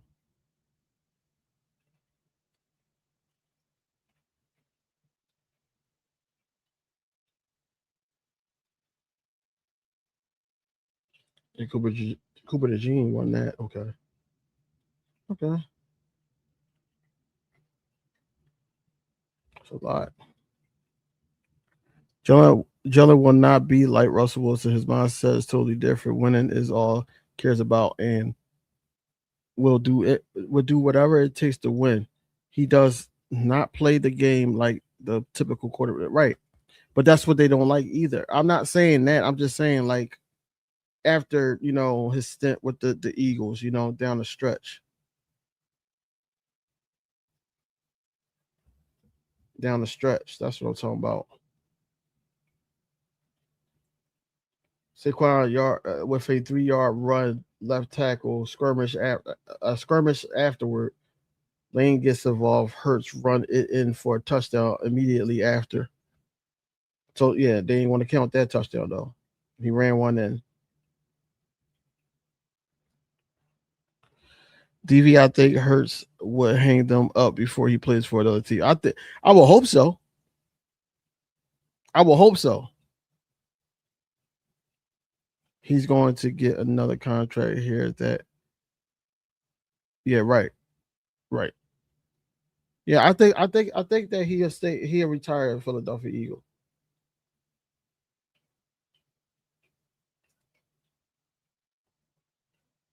I feel a lot of positive vibes in this joint practice. Do you agree?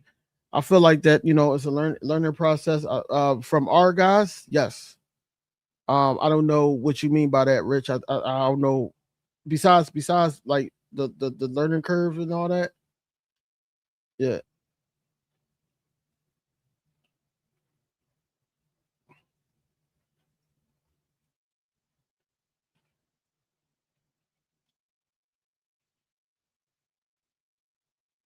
Darius Cooper is winning one-on-ones easily.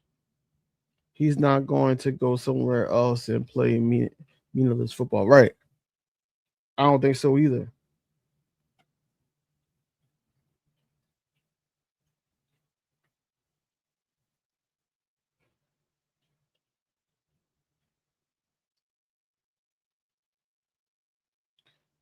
Yo, like how are you getting these damn like they're not even saying nothing. Another fight between Eagles offense and Patriots defense. Tavia Wicks and Marcus Jones went at it briefly, quickly separated.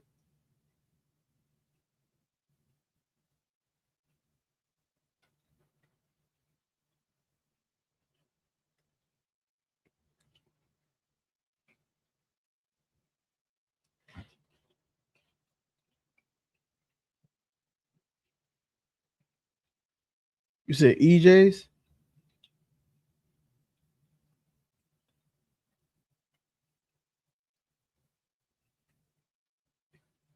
Oh no, that's wrong.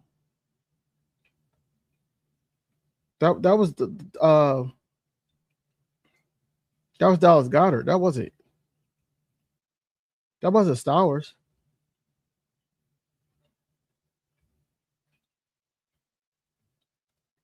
Dallas Goddard caught that touchdown.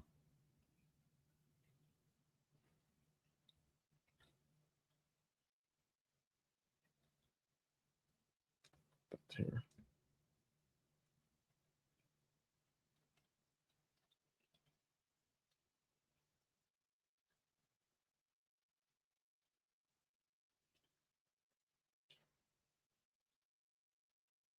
That brings some damn type of character to this goddamn offense.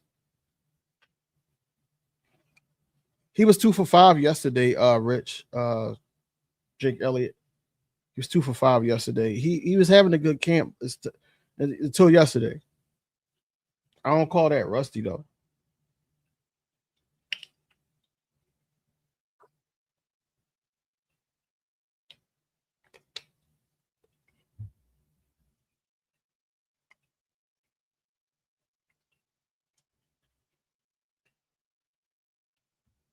The Patriots are testing the first team Eagles defense. They attempted a wide receiver pass that wasn't open and the pass skipped. Later, Jelix Hunt and Jahad Carroll are both quick to the backfield to stop the play quickly.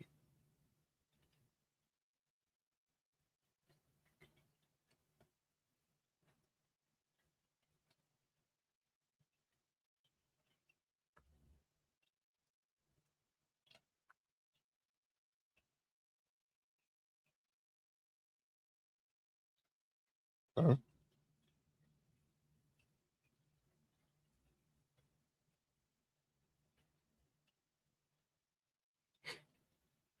holding on the play.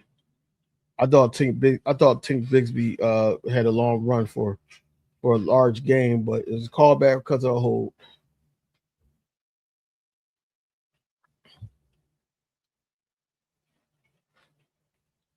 What cut? What cut? What cut? Are they talking about? What's it called? Like take like I'm gonna just start calling him Tay, so the Dontavian, like just Tay.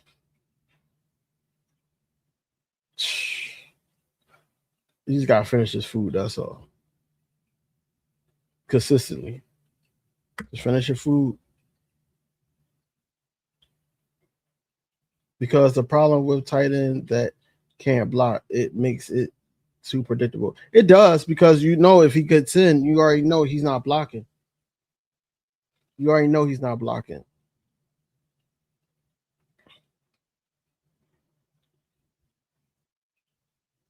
But then again, that's for the offensive coordinator to say, okay, well, we got Eli Stowers, and that means that we're gonna have to have that either that fullback or we're gonna have to have two running back sets to the point where one of the running backs is going to be a blocker.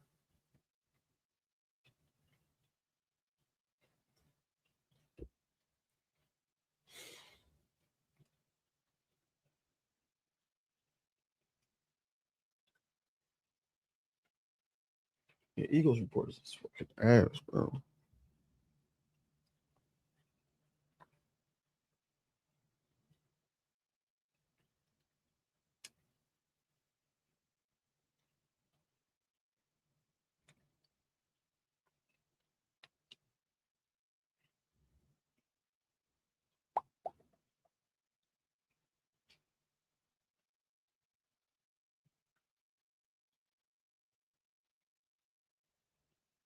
Yeah, they're gonna have to end this.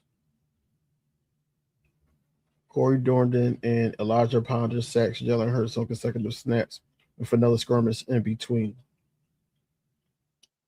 Like, what's the fight about? Like, something must be going on that these players don't like.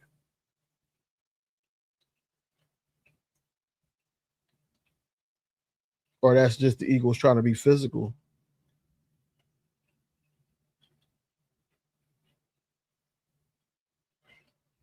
But this is what build character for offense. So I'm like in every moment, every time I say it's a fight broken out, or Lane Johnson this and Saquon Barkley that, and Jelix Hunt this, and I'm happy about it. This just practice, and that is why you want to where you want to make your errors. Jalen, I know Jalen will be fine. I'm not too worried about that. He acknowledges his mistakes. He does. He took accountability yesterday. He did, even though a couple of those weren't his fault. Even though a couple of those wasn't his fault, he took accountability for it.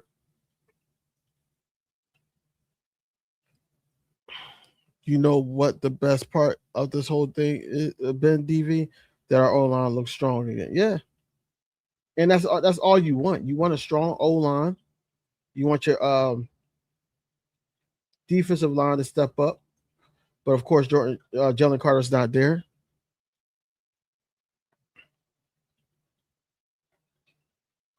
But they see the beat writers will tell you like, "Oh man, it's another touchdown by AJ Brown," or they say certain things, but they won't say, "Oh, that could have been a set. This could have been a set." They never said that grab over Reek Willen yesterday for AJ Brown that went out of bounds. They never said that whole Jahad Campbell could have sacked that. I think it was only one reporter that said that, and I did report that one. There's only one reporter. Everybody was just in awe about AJ Brown. So I understand now. I understand with these beat writers and how they glazing the hell out of AJ Brown and all that. Now I understand why everybody says, "Oh, we got worse without AJ Brown," because they feel like AJ Brown was a top 10 receiver before he became a Philadelphia Eagle. He was good, but he wasn't a top 10 receiver. He wasn't. Got all these other guys coming in that's better than him. Jalen Hurts meaning that.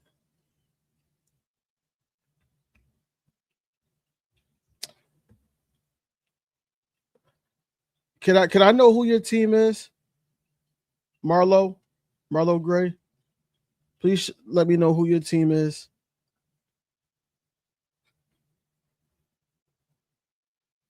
Before you come in here and troll, brother. The Cowboys sitting back laughing. Oh yeah, the Cowboys. Another look at it. Another what's it called? Look at it. Another preseason guy. Another preseason guy. After starting the day very slow, Tommy DeVito has settled in and hit 5 straight receivers. What's that?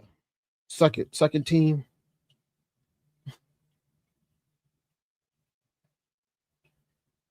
Oh, you a Patriots fan? Again, look at another preseason guy. Because if you think that this is going to happen in the regular season, you got another thing coming, bro. The Commanders are gonna have fun with y'all too. Let me get my VCR to get Cowboys highlights. No, he said he a Patriots fan. I don't give a damn who AJ Brown is to you.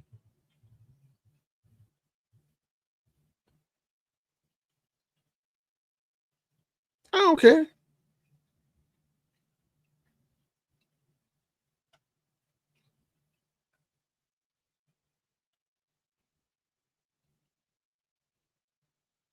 So AJ Brown's the best in the league.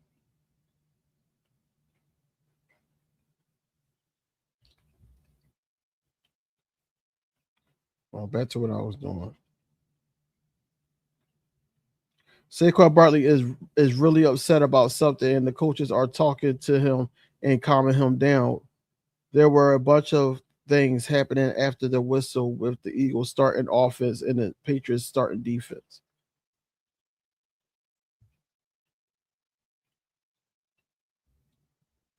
Mm.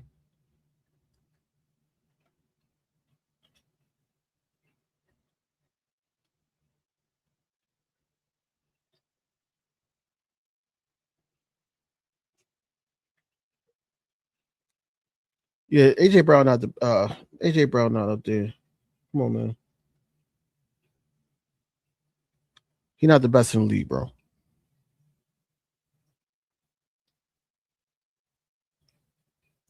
You'll see. We'll show y'all against Seattle when we put up 50 against Seattle. They beat us last year with a handicapped offensive line. And you think your offensive line is good now? Oh, it's not Marlo, it's Mario.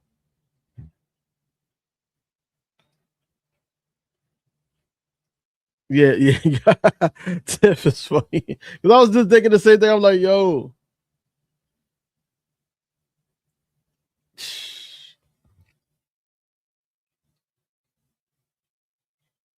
Now it's a special teams drill. Yeah, I think they about to cut this short. They about to cut it short.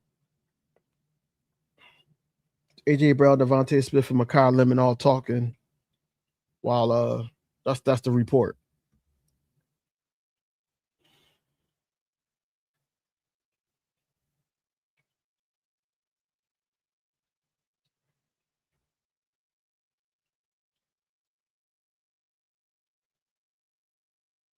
That's what it looked like. That's what it looked like. No, we traded Brown for Brown. So Mario, if you say that AJ Brown's your cousin, so Jalen Brown's your cousin, right? Or it's different sides. That's what you said. You just said that that's your family.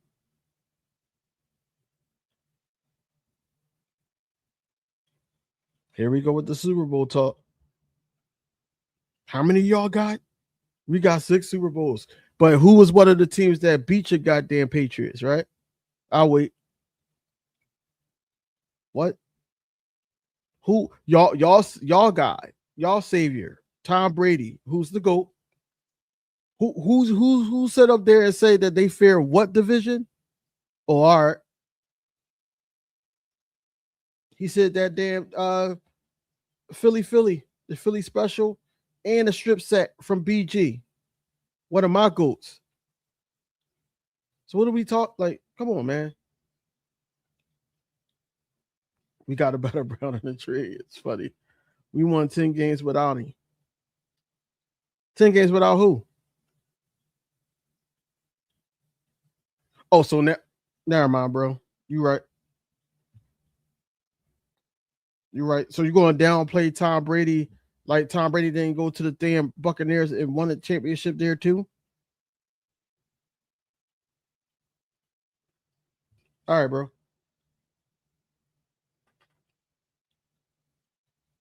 She and this the Patriots way. Massage therapist. It's crazy.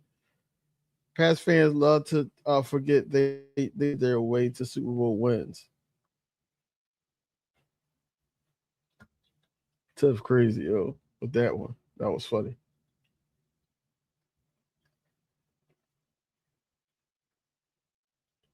He the reason why Seattle beat us.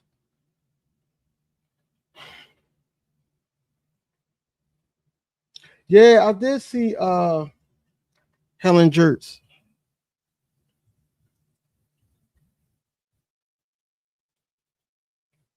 Oh shit, which one? I did see. I seen one. It's a couple of Helen Jurts.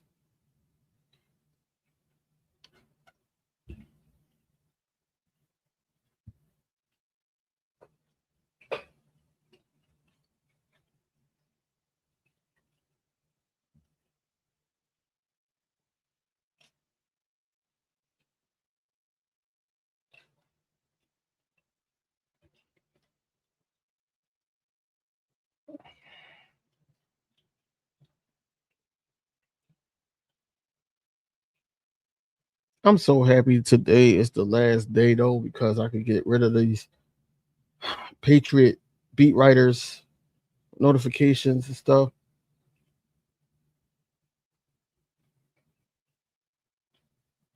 Mm. Jealous Hunt just got an interception.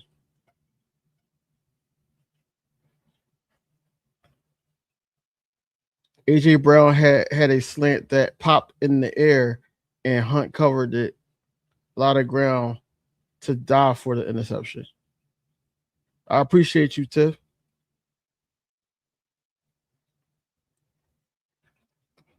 Please like, comment, subscribe, ding the bell for notifications. Drake May will be better than Tom Brady. Okay, bro. All right, bro. I don't know if you drink. I don't know if you smoke. I don't know what kind of drugs you on, but I just need you to chill out. I need you to chill out.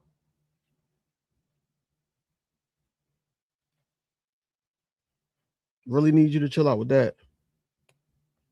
That's why I'm on Patriots. I hate watching now because they try to say Drake May all that. I don't see it.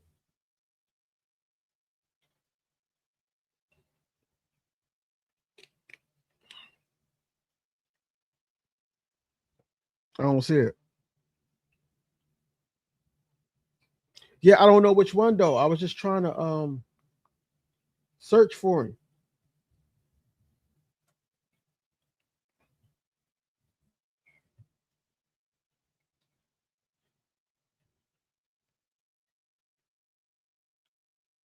Thanks for stopping by, Mario.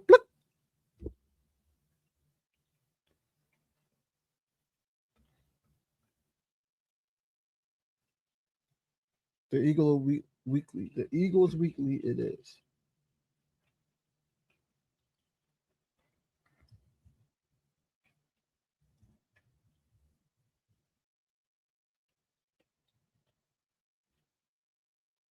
Oh, this okay, gotcha. Oh, he was following me. That person was following me. I'm follow back. No, I'm following that person. Yeah.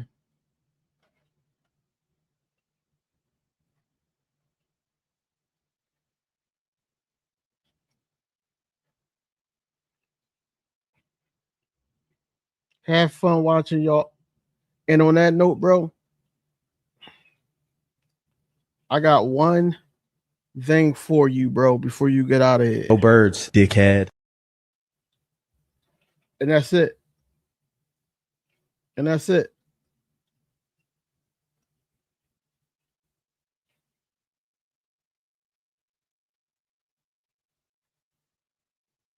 See that there we that's all I hold up. That's what I need, bro.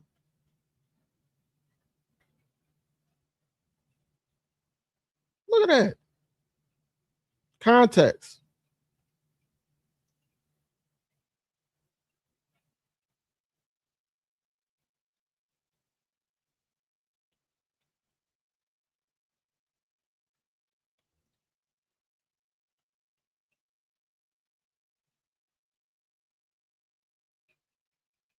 Yeah, I seen that. He picked off Drake May.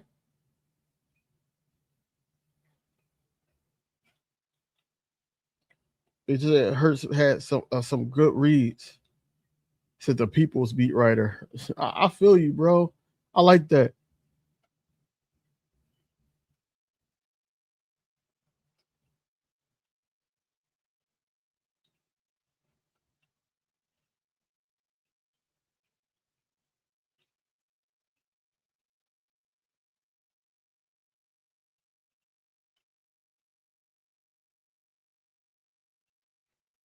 Okay.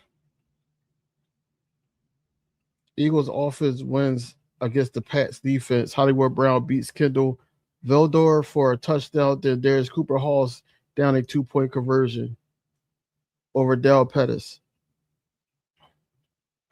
They playing better today. Yeah, because that I told you that fight. Look, who you scuffle with, that's who you fight with. Yeah, Tiff, touchdown. Hollywood Brown. Hollywood.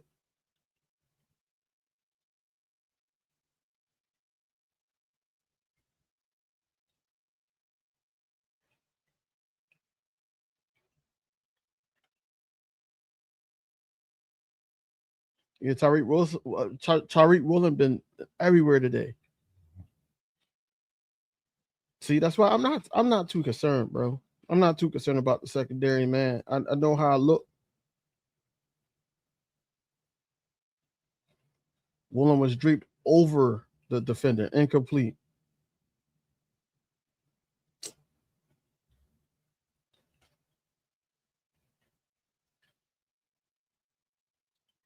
Mm. Now it's late game situations. Maybe they can drag it out to 12-15. Oh yeah, Woolen not playing with Dobbs today.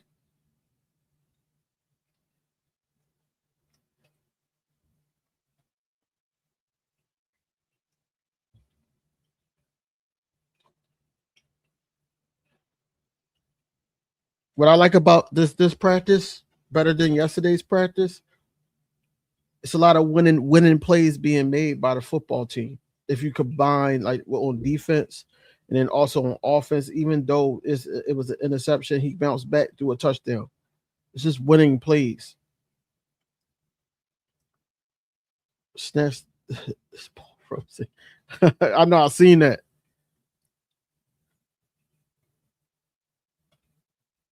That's what I'm saying. It's good for both teams.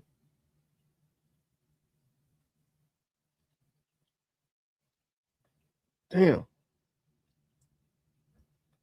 So he got Woolen.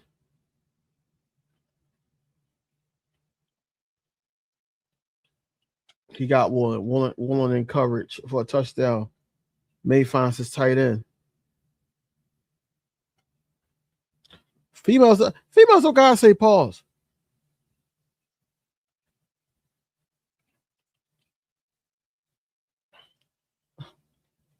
Women don't gotta say pause. That's a God thing.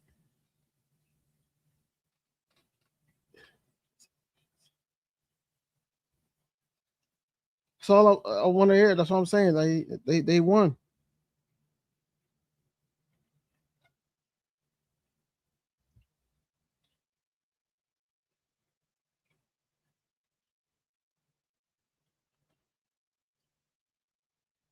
Right. Women don't have to say that,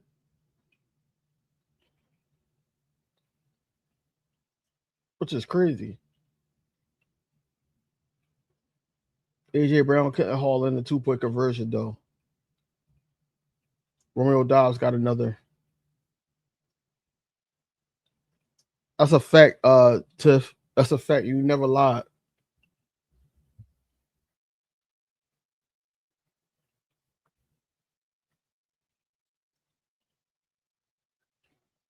It's almost like they're going. That's all I wanted. Like I didn't think that one team was going to over dominate another team and all that. I just wanted them to be out there and compete. That's all I want out of the practice. I don't give a damn about interceptions or anything like that. I want them to.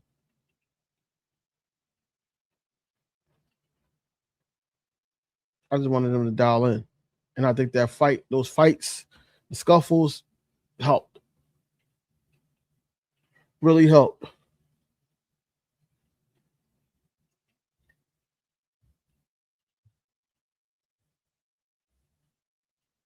Just trying to make sure.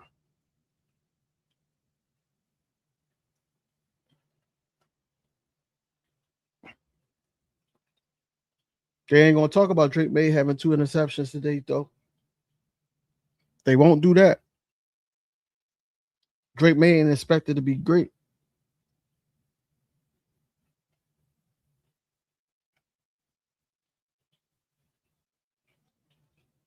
That's why.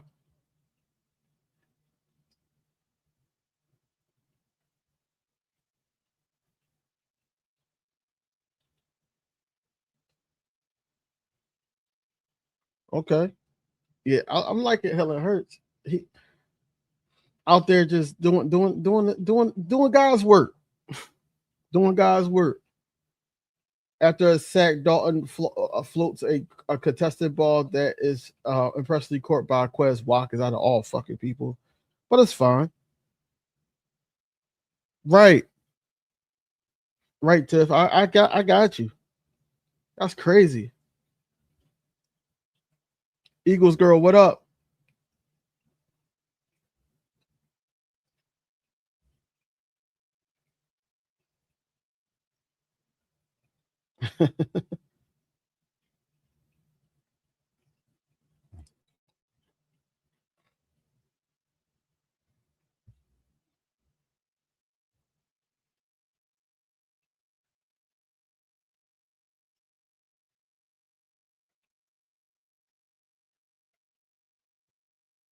Okay.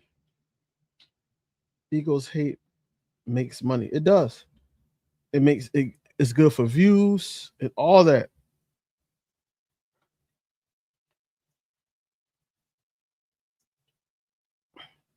He forced two interceptions today on AJ Brown. Yeah, Reek not playing. Oh, you missed a lot. If you're just coming in or just hearing about practice, Jalen Hurts is having a good day. Um, yeah, he got the video. He got the video up. Jalen Hurts is having a good day. Eagles girl. He had what was that? Two interceptions today. I just got to find out the context of it. Um, Reek Woolen is having a bounce back day. AJ Brown was winning in one-on-ones. Didn't really hear his name much because Reek Woolen was, anytime the ball got thrown to him, he made a play. Made a play. Let me go to okay.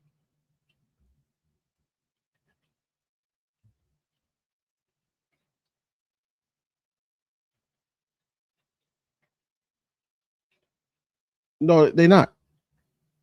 They're not. Like I said, they're not going. They're not going to say Drake May had two picks. Makai Lemon was fully dressed too. Eagles girl. Um, but he's not in team practice. He's not in team practice yet. He's full. He's full with pads on like full pads on.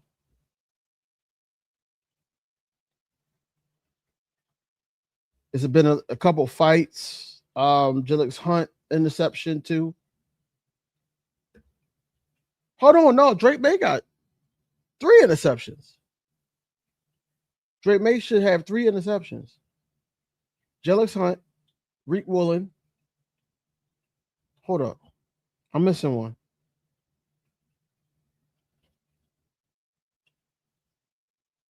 No, I think it was just two. It was just two.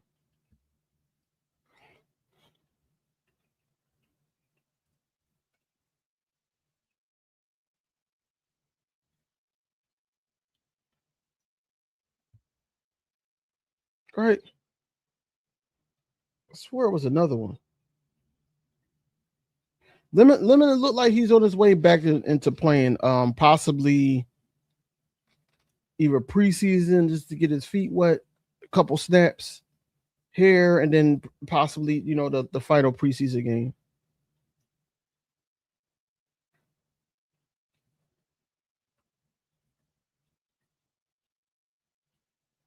You remember Hurts went a whole off season without throwing an interception, then was throwing a shitload in the regular season. So you never know. I mean, I guess. I guess you could look at it that way, Art. But see, this is excuse. This is excuse because he hasn't been running this play, this scheme. and these type of plays, and he's getting familiar with the middle of the field. So people don't understand all these mistakes that they call them mistakes or things that's happening in practice. He's going to be pinpoint in when it comes to regular season because he knows what not to do, what to look for, and those is not going to be interceptions. They're going to be rollouts. They're going to be, hey, we got to get the ball down the field. Hey, we need to get the running back involved. Hey, dump it off to Makai Lemon, see if he can get yards after catch. There's so many things. We got 2. Okay, so it might be 3. AJ is jealous of Jalen Hurts' integrity, character, and how Jalen Hurts carry himself. Jalen not chasing after street girls, he's chasing after rings. That's a fact, Isabel. It's a fact. That's a fact. That's a fact. You can tell by the guy mannerism, man. Like, more power to him, but you can tell by his mannerism how he feels, man.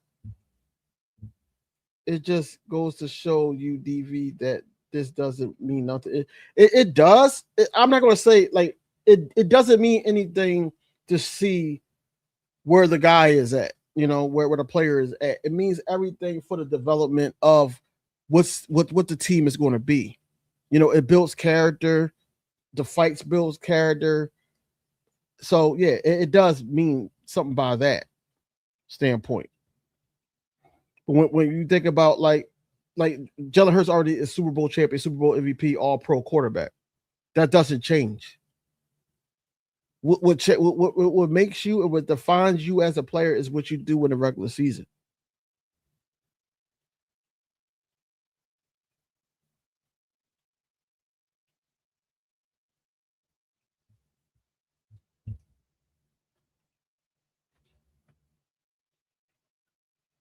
So that's the end of practice.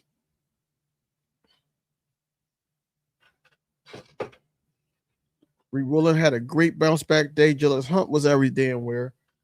I'm just happy that they start scuffling and that boosted them up. That's what you go probably hear these players saying. No, they're saying that Drake May only had 2 interceptions. He had 4 touchdowns, 2 interceptions.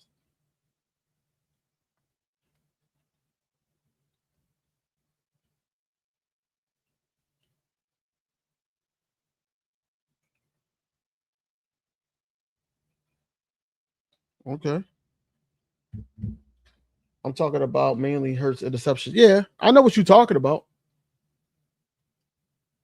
But again, the interceptions is more like a learning process for Jalen Hurts. Like, people don't understand that. They looking at it like, oh, he's throwing interception. Jalen Hurts is cooked. He's not improving at all. He's washed. I told y'all he wasn't going to be nothing about AJ. I heard it all. But what they're not saying is that these interceptions and all that it's going to get crazy. It's going to be crazy because now he's going to be one of those like dot merchants to the point where he's already great at throwing a deep ball pass, and he has a running game behind him. This offense is going to look crazy once this thing come all together. I'm trying to tell y'all.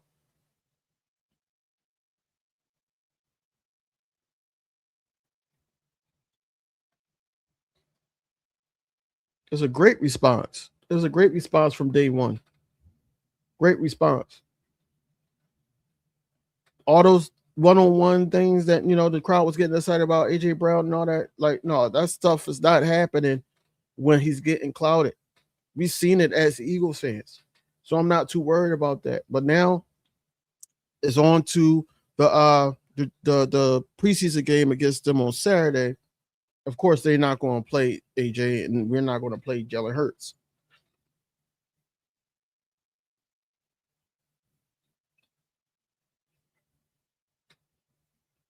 I'm gonna see if they count. Not they. I'm gonna see if ESP count Jalen Hurts' rushing touchdown, because he had one of those too.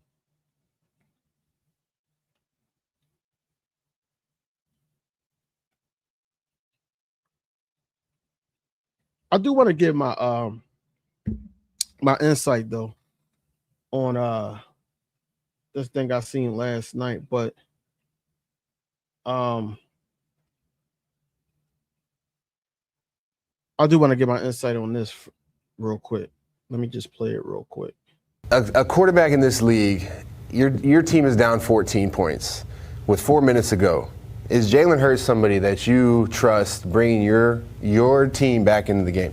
Their offense is good. Their offense is extremely good. Obviously, they got Saquon Barkley. They got one of the best offensive lines in the game.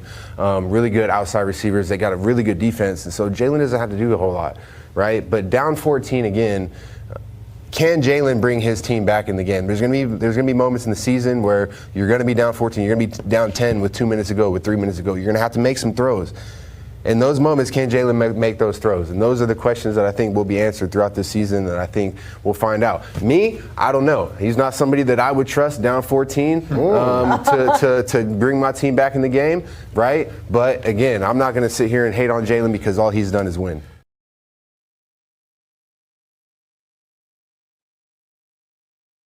Yeah, Hunt and Nolan Smith has been an issue today, man. Like, I don't want to sit up there and despise Nolan Smith, but Nolan Smith does have some ground to make up, especially due to injury and all that. So you never know. But back to that video, man. This is why you got to know somebody. That dude has to know somebody. To be able to sit on that desk. Like, he got to be a special kind of stupid to really believe that you can't trust Jalen Hurts down 14 because he has everything. No, he doesn't have everything. He don't. You know, injuries come into play, and it doesn't. It's dumb. It's dumb to me. It's dumb. You think back 2023 against the Bills, we were down. Just last year, we were down about 20 points against the Rams. And he had to come back then. 20 points. He came back. Super Bowl, the first Super Bowl, you know, we were up and then we were down. And he's the one that basically got us back into the game. People like to talk about that fumble that he had. We were still up 10. So I don't understand where people like him discredit Jalen Hurts just because of the team around him.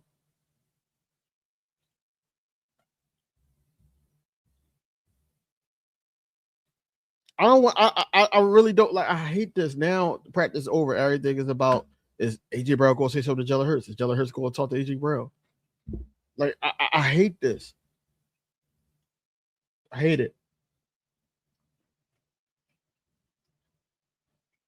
How you say the offense had a better day and all that, but then say it was a tough day overall for the offense?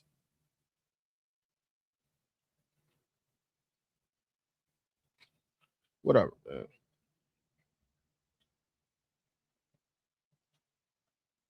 That's retarded, though. Yeah, Zach Berman, yeah.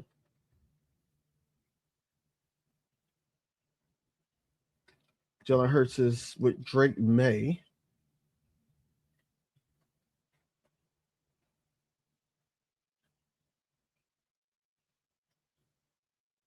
Okay.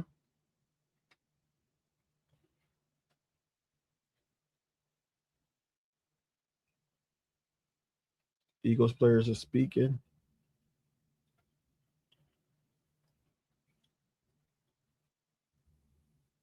Oh, let me do this real quick so y'all can see that.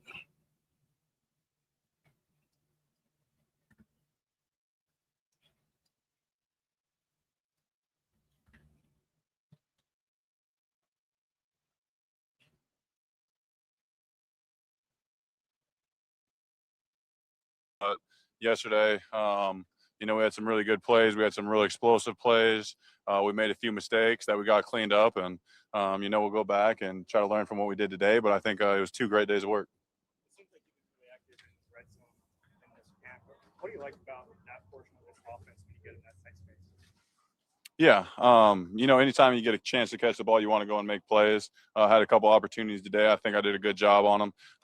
But yeah, you get options down there, and I think it's going to be really good for us. We got a few new things in the red zone that's different from the past, and I think that can be beneficial for all of us down there.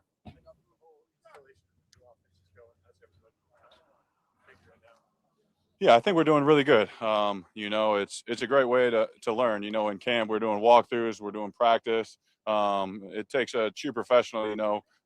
They point something out that happened to somebody else, and you got to learn from it. You can't make the same mistake somebody else did. And I think we've been improving each and every day.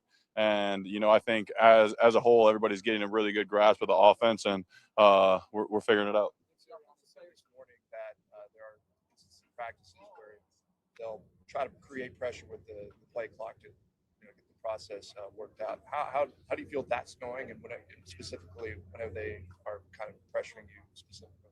Yeah, I think in practice, there might be a 35 shot clock instead of a 40 shot clock, and that's 5 more seconds. We got to get the ball snapped quicker. So it's just stressing our operation in and out of the huddle, getting to the line of scrimmage, being able to make the checks and get plays off in time. The more we can get to the line, let Jalen see the defense, undress the defense, use motion to our advantage, that's going to help us a lot in the long run. So trying to make everything harder than it has to be at practice, just so when game times come, it feels easy.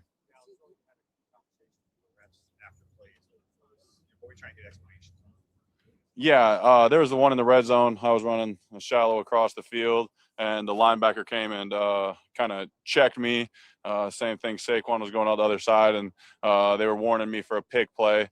And, I was just discussing how that's my fault compared to defense being allowed to jam us at that, and just how they see it. Because, it's not a pick play, even. It's not even a rub like some of them that we have are. So I was just trying to get clarification on that.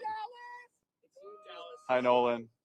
It seemed the final period yesterday, the offensive players weren't happy with how that went. And then today you guys responded with that big touchdown drive there. Was that a point of emphasis? And what clicked on that final drive? No, I don't think it was necessarily a point of emphasis. Obviously, we watched the tape and we needed to improve on that 2-minute.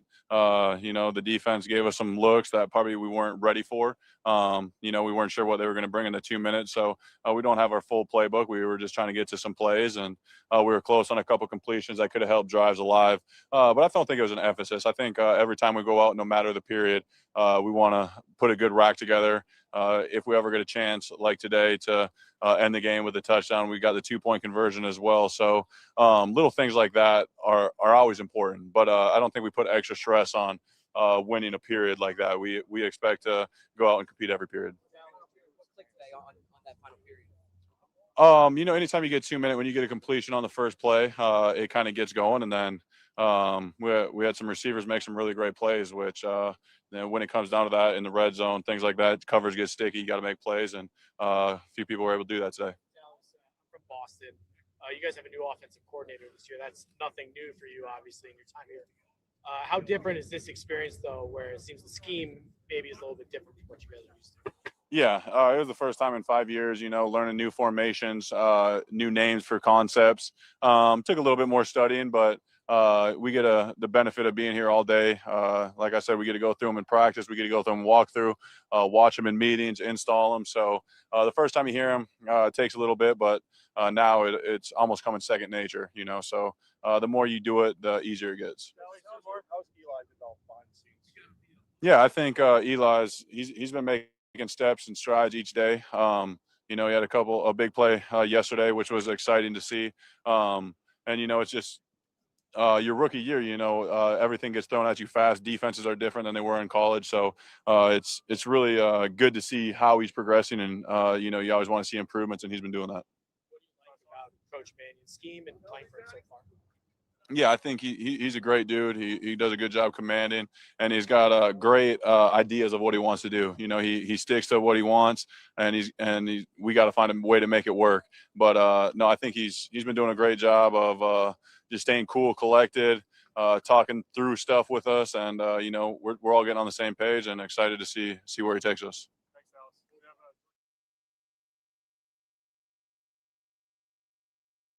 Jordan Mailata is next, I believe.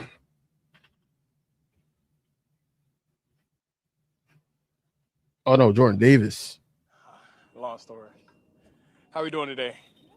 What did you make of the last 2 days, and how do you think things went? Missed my bed, but I think today and yesterday was really productive. Obviously, joint practices are joint practices. You get lots of great looks from an opposing team, and I'm sure we got better. They got better, and I think that's it. We look forward to it every year. We go through camp and we putting our hands on each other, and we really don't like that as much as it's cracked out to be. But going against another team, it gives you an opportunity to see different situations, see different scenarios, different schemes, and I think that was just the exciting part about that. Interception, his dive. I mean, Jaylus is a ball hawk. He played safety in college, so that's to be expected of him. But I mean, shoot, you got to make plays when the plays are needed, and that was in a 2-minute situation. We loved that. We got off the field, but we had to go back out, unfortunately, because the drive was too short. We couldn't coach off that, but that's Jaylus, man. Jaylus is going to do his thing. You've seen him now all summer. It seems like he's ready to take a big step. What have you seen from him? I'm a big advocate for players on the line, especially having a little bit of time to mature and grow into this league. It's very rare that you have a person that comes right out of the box ready and playing. And, I can attest to that myself. And, just seeing Jaylus go through his progressions from year 1, year 2, year 3. Like year 1, nobody was talking about Jaylus. Nobody was knowing him. In year 2, he kind of molded into a shell, and now he's growing into a player that, we all know he's capable of. And just to see him go out there and ball out and not also be a force in, coverage, but be a force in a rush too. And it's, it's like a Swiss Army knife, and you love to have players like that. Why the line especially? I'm sorry? Why the line especially? It's hard, man. You go against guys that have years got skin in the game, and you coming in from college. You haven't seen a lot of stuff like that. And it's just kind of you just have to kind of grow into it. It's a thing that, you kind of grow into it with the technique, with the right coaches. It can really transform your game from zero to hero. So. Jordan, how much pride do you take in the run defense you got shown these last 2 days? Tremendous. And it's not just me, it's from everybody. That's the standard that we hang our hat on, as we expected to do. Starts down from our coaches, Coach Vic, Coach Hertz, and it trickles down to us. So, if you start to run, you get to have some fun, and that's the mantra that we all live by. And, you have to stop the run. That's pretty much, I know it's a past league, but if you look at the numbers, it's still a dominant run. What do you make of him, and what's he like as a defensive tackle?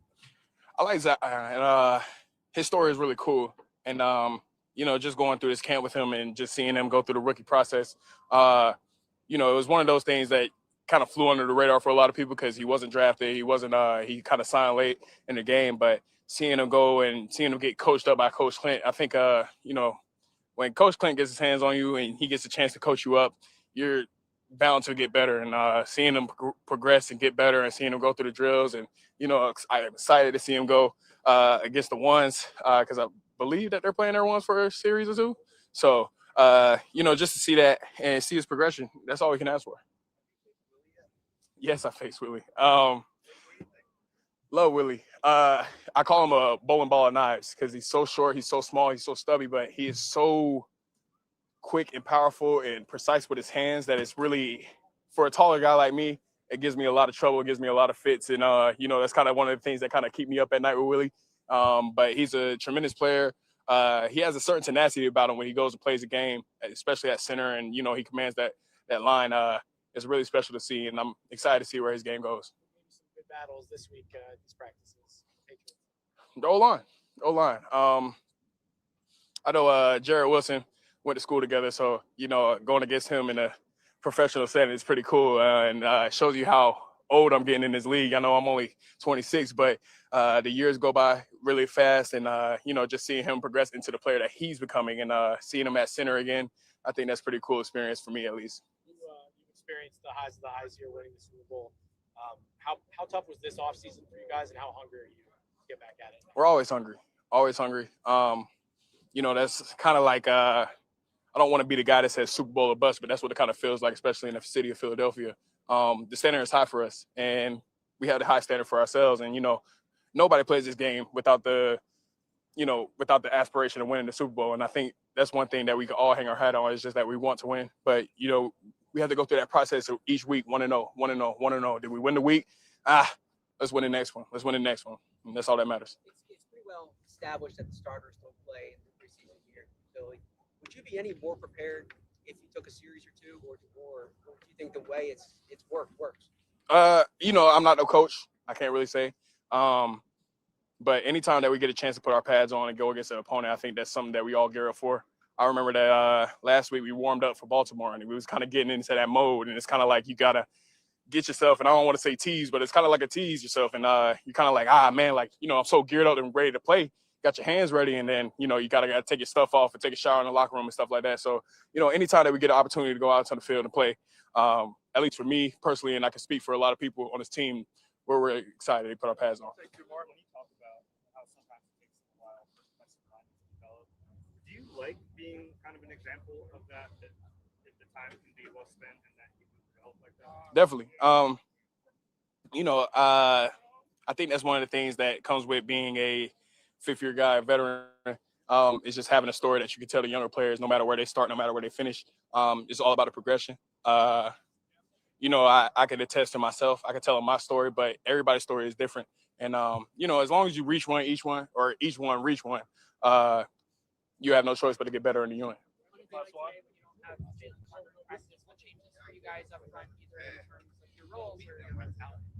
It's all up to Clint. It's all up to Clint how we kind of do the rotations of everything. But JC, we know the type of player that he is, and we know that we love to have him, and he's the dominant force when he's out there. But it's just kind of like a next man up mentality. Not saying that he's not missed or he's not needed, but that's one thing that we kind of put on ourselves. We all want to be the best in the world. We all want to be the best players that we can be. And when somebody goes down, whether it's JC or BY, everybody else has to kick it in gear. Okay, thanks, JD. We have Saquon. Chase your ass around practice.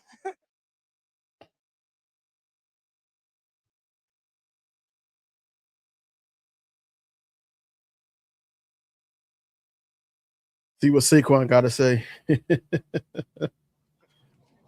Don't laugh at that. Damn, bro. Yeah. It's crazy. Yeah, I mean, it's good work, great competition. I'll take that out. Great competition, going against a great team, well-coached team. So I kind of joint practices. I don't try to look too much into it. I don't look too much into the good. Don't look too much into the bad. It's all about the process, and are we doing the little things right? And I feel like we did a really good job of that. There's a lot we could still work on, and just get better from it and move on. Is there some excitement about the potential of the run game with the new scheme and the way that you're performing here in camp?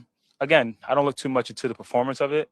I'm super excited because I know how great this team will be and how great we can be, and I know what it looks like when we're all on the same page and we're playing at a high level. But right now, this whole portion of camp and this part of the season is really about just grinding, putting little things together, staying focused on the little details, and getting better one day at a time. And that's kind of the mindset I have, and kind of the mindset I have for the rest of the season. Just be process driven. Don't really get too caught up in the results or what it can be or what it can look like, and just let the process take care of the rest. You talked this morning about pre-snap operation, how they drill y'all with like bringing the play clock down to really try and put pressure on you guys. What's your takeaway from those things, and how do you feel like that's going in practice? I didn't hear the first part, but I didn't really hear the first part. I know the second part, but who said that though? Oh, okay.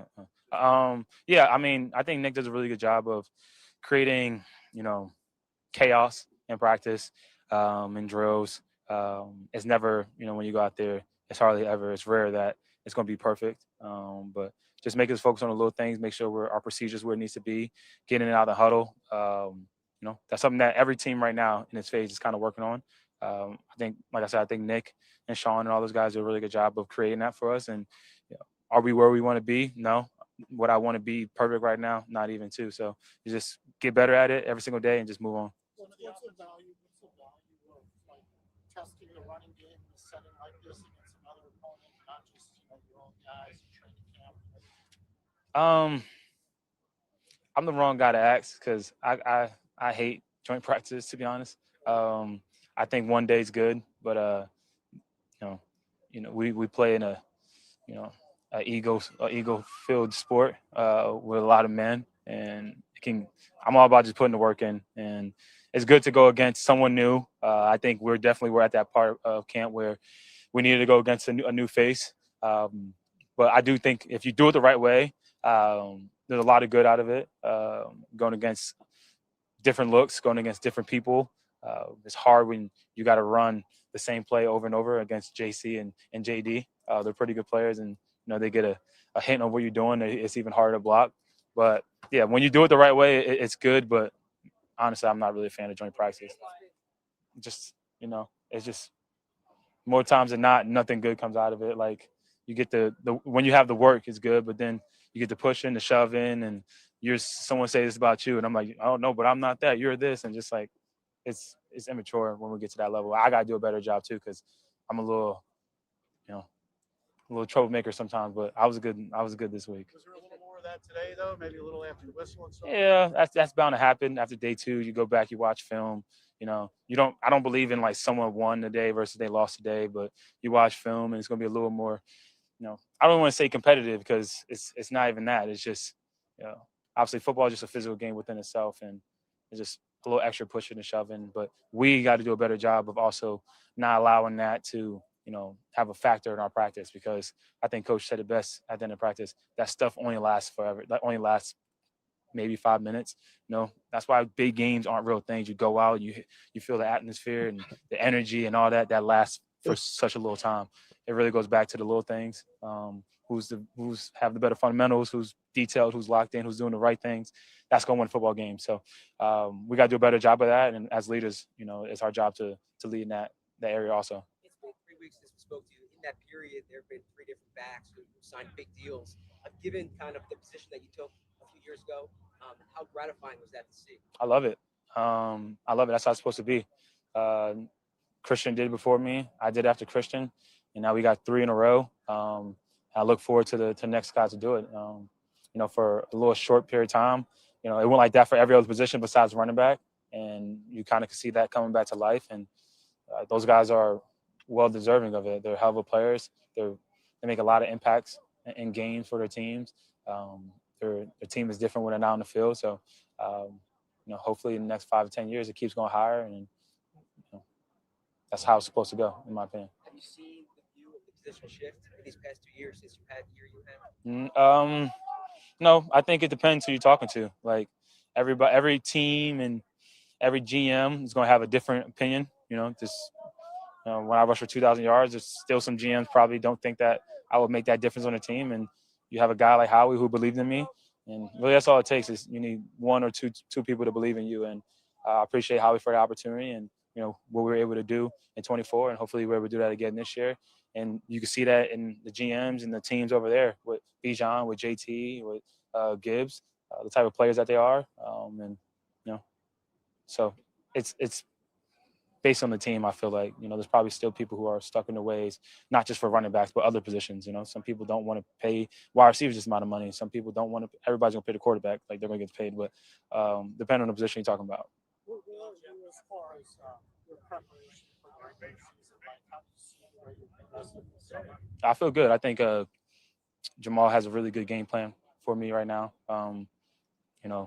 Of how the week's going. I can feel my workload going higher and higher each week as we ramp up. I just trust in him and Nando and our strength staff putting me in a position to go out there when it's time to go, to have the condition, to be conditioned enough to go out there and perform at a high level for 4 quarters. I don't believe in, you let the first 4 games get you set in, from 1 to hopefully week 21 or 22, wherever it is. I want to be able to go at a high level. So trusting them, the way that they, getting me ready each week and the plan that they have for me, and I'm just going to keep attacking it. General impressions of the defense you faced the last 2 days and just of the team that Mike Vrabel? I think they're a great team. I think they're a well-coached team. I'm not going to really get into speaking about individuals. I think they're a great team. There's a reason why they made it as far as they did last year, but it's a new year, it's a new start, and we're all trying to see where we're at. And that's the good thing about joint practicing when you're able to do that. But I guess I've already told you how I felt about joint practice. But yeah, I got nothing but respect for all those guys over there, and I feel like they have a good chance of going very far. Jalen Hurts yesterday mentioned details and aligned and getting on the same page. Where do you think the offense is as far as that? Yeah, we got a lot of work to do, and that's what you want. You know what I mean? But we still, 2 or 3 weeks away from week 1. You know, you don't. I do believe in, taking steps each week, and it's never going to be perfect. Jamal did a great example yesterday in our meeting, and he kind of created levels and like circled this were great, and like even when it's great, we still got more we can go to. We still got levels we can tap into, and that's the standard we got to hold ourselves to. And I know Jalen holds us to that standard, holds himself to that standard. So we got to be detailed, we got to be aligned. All that when we know, Howie and these guys do a really good job of putting together a really good team. And we know when we're all on the same page and we're playing at a high level, we're a tough team to beat. So that's why those little things are super important, more than others. Is there anything that Sean's doing that's sort of unique this year that helps you guys get aligned, that helps you guys? What have you noticed about his process? I'm not gonna get too much into that. Obviously, you guys see a little bit of stuff that we're doing. I'm a big believer in not trying to give all the information you can here, especially when you got a new OC and you're going against a team that hasn't played you yet or played against him. But one thing that I think I would love to mention about him that a lot of people don't even see, and I don't even get to see, but when you talk to the coaches, everybody keeps kind of mentioning it, the work that he's putting in. I don't think there's really anybody that can beat him into the building, and I don't think he's still the last one to leave the building. And I think that's pretty cool when you have a guy who's that bought in to, not just saying that he want to be great. It takes work to be great. It takes a lot of studying, especially at the position that he is with the, his job he has to do, and to be the first man in and the last man to leave. You want to go to war for a guy like that.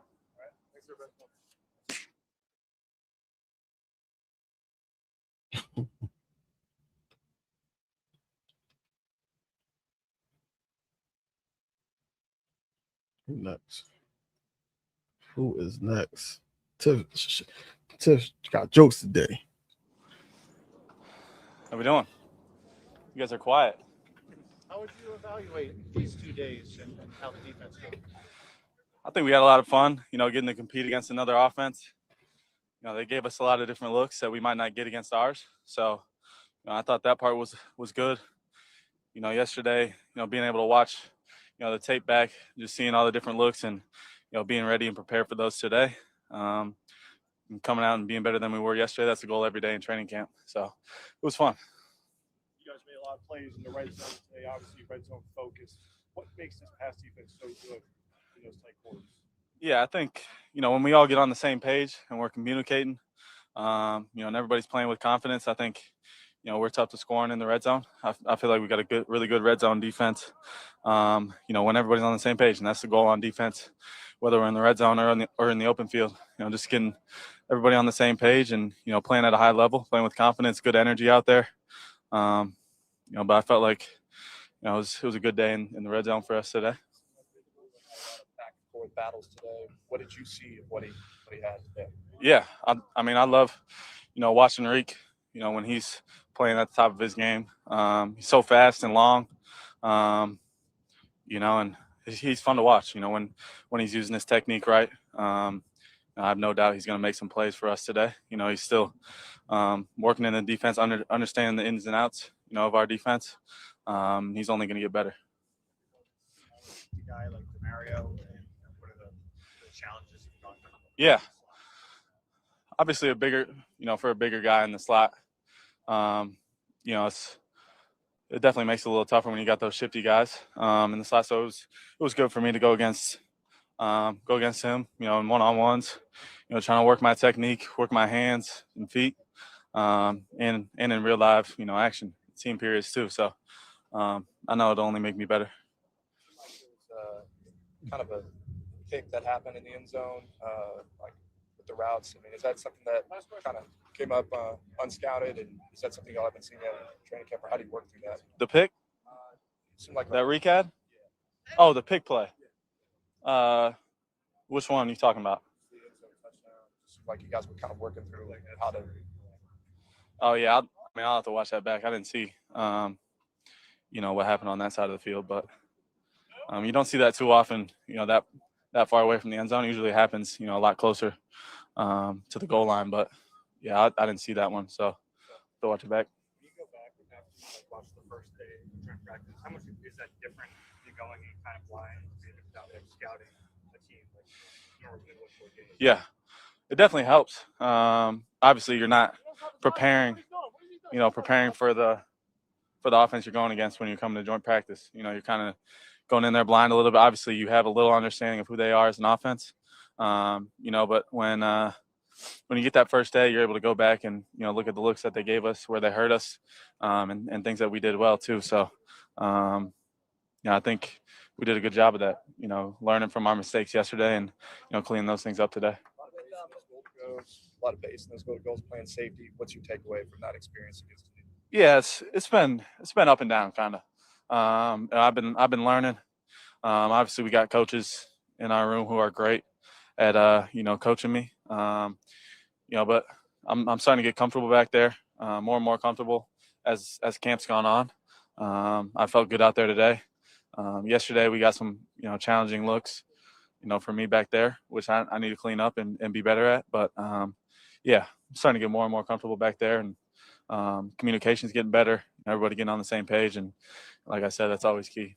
Michael Carr is going through the same process that you are. What have you seen from him as he's making that same adjustment? Yeah, he's been great. I think he's been making plays, almost every day of camp. He's been fun to watch, and learn off of each other, which has been great. Anytime you got two guys, making the same move and playing the same two positions, you can always ask questions and learn from each other. So, it's been fun to go through that process with them. Yeah, thanks. Appreciate it. So yeah, man. Y'all silly in the chat, bro. We're gonna be back as soon as they do their thing, but I would like to see a list of it. Like that's what I'm saying. That is impressive, and it makes it easier on the coaching too, so they could just plug and play guys and stuff like that. And you got in the back end in the depth chart, you got the one trick ponies that can play even slot.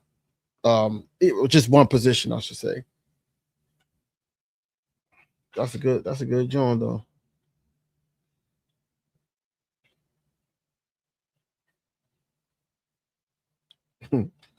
That Taco Bell comment was crazy. I was like, yo, that's crazy.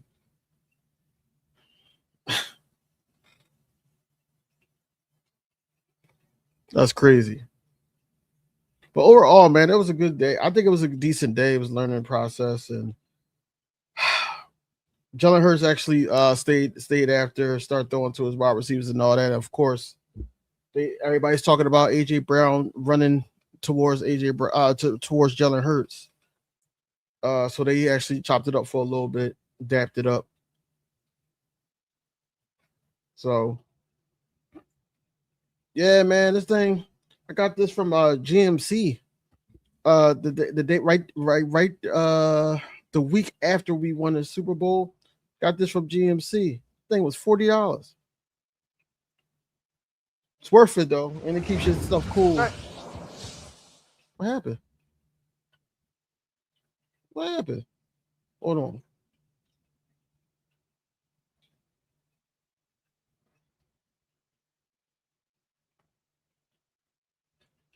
Mailata was just there.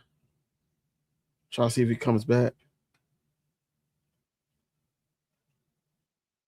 Appreciate it.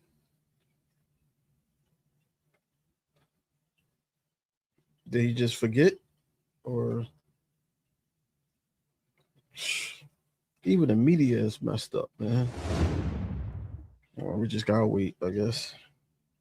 Probably had to go to the bathroom or whatever. I don't know why they're making it a big deal about Jalen Hurts and AJ Brown talking. So who won today? I would say it was probably like even today. I would say I don't think nobody won because it's practice. But I would say it was even. I think that both teams, especially after like the tussling and all that, the Eagles woke up. Hold on 1 second.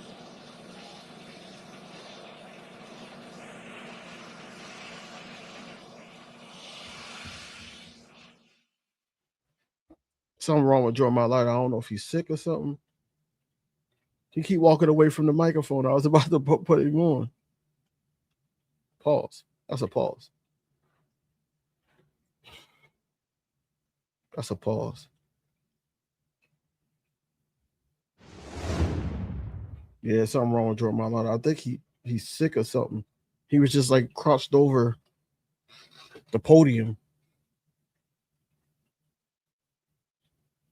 Anyway, it was a decent day, man. I think that you learned a lot from who your team is. Jalen Carter didn't practice for personal reasons, so you didn't have that added pressure, you know, because yesterday was crazy how they was able to get into the backfield so much. And it was a Patriots fan in here talking crazy, talking about the offensive line got better. And I'm like, from what I see, from my guys being in the backfield and Drake May almost died a couple times. No, it's not. No, it's not. And y'all going to see, surely, you're not going to have enough time to sit up there and do those back shoulder fades to A.J. Brown or having 50-50 balls due up to Romeo Dobbs. And you're not going to have that Mac Hollins catching ball. No, it's not going to happen, bro. Not going to happen. They're going to force y'all to throw the ball. They may going to make a lot of mistakes. So when this thing looks in the reverse, and Drake May is having a lot of interceptions, a lot of mistakes, and all that, the chemistry is off. Yeah, we shall see. But did I hear Jordan Davis say that it may be a couple snaps for the Patriots starters on Saturday? I know I ain't hear that. Probably a couple series.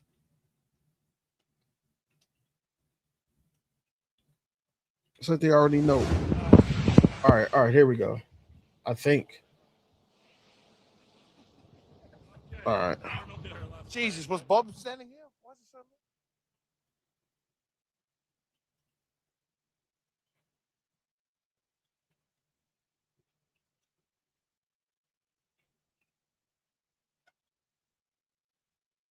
Let's go with friendly fire. All right, let's go. George, how would you evaluate the last 2 days and just kind of what you take out of joint practice? Super fun. It was a chance to go against a great defense and see, what this new offense and the potential that it can get to. It's been very educative from a offensive standpoint, to say the least. But yeah, I think it's been been pretty fun. It's been pretty fun last 2 days. Jordan, what is that potential? I think humble me wants to just say, yeah, it was good, but we have a chance to do something special. But in order to do that, we can't have days like the last 2 days of up front. It always starts up front, and we've had multiple false starts. It starts with me and Lane, and it's got to trickle down to the receivers and everyone that's on that field. And so we have the potential to do a lot, but that's all it is. It's potential. It's we see the limit that the sky's the limit. That everybody always says that, but we see where we can get to, and we had a good day yesterday, and today we got to clean up some of that less boxing and more football. You say less boxing. Was there some stuff after the whistle coming from them? More intensity. Just boys being boys, and it's football. I think people running in, myself included, made it worse. It's just you can't help but want to be there for your teammates, and so it's just, again, each situation is different, and guys were running from all over the place today to get a piece of the opposition, and days like that, it kind of, again, it starts with me, and I've got to be better on that. But we got to remember, when we start fights and start things like that, we take away reps from the younger guys, and it's unfortunate. So be better up front, again, with the communication and how the laying the groundworks for the practice, and starting fights isn't a way to go about it. This might stand across all of training camp, but Nick Sirianni was talking this morning about, in terms of the play clock, sometimes there'll be plays where they intentionally break it down to put pressure on the pre-snap operation. What has been kind of your experience with that? How do you think that's been going? I think it could be a lot smoother. Each position taking their own part of accountability. I think for us, we're just worrying about the offensive line and are we getting to the line? Are we breaking from the huddle to the line of scrimmage? Are we making our point and getting ready for the play to start? We only look at that. I can't look at, again, my job is already hard enough as it is. And whatever Jalen's doing back there, we just got to go on whenever he says. And sometimes we're not breaking the huddle fast enough, and that's on us. Now we've got 10 seconds to send a motion and send this motion that way. And speaking of motions, how fun was that? That's nice. As a first-time football player back in 18, how many preseason games or even preseason years did it take before you felt like you knew what you were doing? Probably 2022, up until 2022, where I felt really comfortable in who I was as a player. I felt like every year I was proving myself. I mean, even now I'm still trying to prove myself, but I'd say 2022, up until 2022, I felt very comfortable in who I was and who I am, and the player that I am and the player that I can be. Still got a long way to go, Very lucky to play with Lane, and so for me, I'm chasing greatness, and that's every day. Thomas Dean look like he's ready to take the next step. Absolutely. It's contract year, man. Contract year, usually you go either north or south, and he's on his contract year, and he's playing lights out right now. He's going to have a good year, but he needs to stay here. He needs to stay mission focused, tunnel vision to get that. And, if he can continue to excel and continue to get better every day like he is, I think he's going to have a great season. But is there anything particular about his game that's taken a leap from last year? It's kind of like the question that Zach just asked me about coming into yourself and when did I feel confident in who I was. I think that's happening for Cine at a much earlier rate. This is year 4 for him, and he's starting to feel that right guard position. We've drafted him as a left tackle, moved him to left guard, moved him to right guard, and back to left guard. And now that he's, essentially had 1 year under right guard and going into the second year as a right guard as the starter, I think he's found a home there, and that's why we're starting to see him excel. How do you see it from the running game as far as Saquon's concerned, and also Tank when he gets a chance? Again, I see a lot of potential out there. The running backs are doing a great job. Saquon's doing a great job of, getting to his reads on the run. The beautiful thing about our scheme is he can hit anywhere. And, again, it's not just all on Saquon. It's got to be on us up front. We got to get to our landmarks and win our block up front. And some of that today wasn't there. But, again, it's something that we can always improve on and focus on getting better. I am seeing us getting better. Absolutely. We're buying into it. We're seeing, especially after these 2 days, we're seeing what it can do up front, especially yesterday. Yesterday was a better day for us, running the ball. Today, not so good. But yesterday we were able to see, with the misdirections and the way the concept is designed, where the ball can hit anywhere. Ship had a great day yesterday. And Ship and Sake had a great day, but more Ship. Ship was able to effectively, again, execute the scheme that we're now in. That's time for 2 more. What do you think has clicked for you guys up front in run game compared to where you were at when you started camp? Just the continuity of the same 5 guys up front, and then reps. This is essentially a new world for all of us up front. And we're all on our own journey of learning this scheme and trying to become more aggressive player and executing it up front. And so I think this, just as time goes on, we're going to keep getting better and improve. As cliche as it is, the 1% better, I really do think in this case, in our case, this is going to apply to us. Last one. Felt the run game was better yesterday. What do you think the difference was today? The run game had a better flow yesterday. There were less fights. The fighting, we got to cut that out because it kills momentum. And then it's, both sides are now amped up, and now we're not thinking about our assignment. We're thinking about, roughing the next guy, which is great, but again, not effective in our scheme and concept of things. And that's why I think, there were no fights yesterday.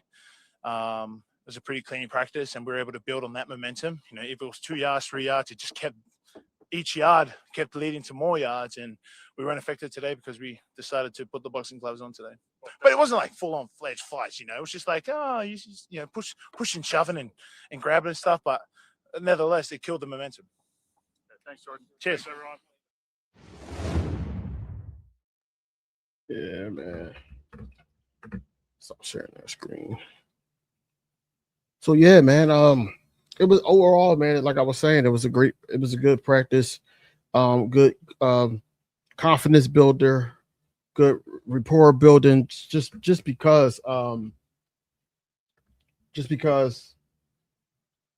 the fights and everything, I think that they basically got together. Yes, I understand what Jordan Mailata just said, but at the same time, I'm like, I think it made things better because now y'all competing, together, and I think that was what was needed. Of course, you're going to look at the tapes, see what you're going to improve on, things like that. Already know, the camera that Jalen Hurts has on his helmet. It's gonna really affect how he sees the field more. Of course, they're gonna have to. Hold on, let me go back to the other camera. Let me go back to the other camera real quick. There. Let me go back there before I continue my statement. I'm gonna have to possibly, yeah. So yeah, of course, this is going to be the picture. Of course, this is going to be the picture. Everybody's going to talk about this all day.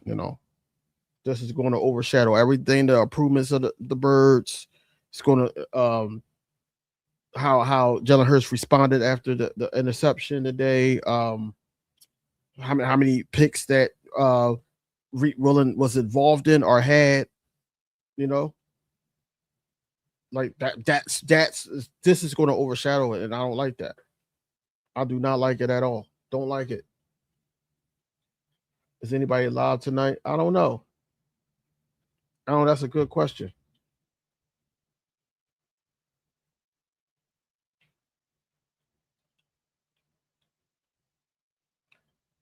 So I don't know. I don't know if Leo's gonna be on tonight. I don't know. I don't know.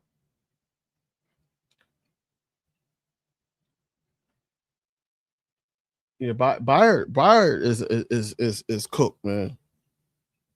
Byard is cooked. Byard is cooked.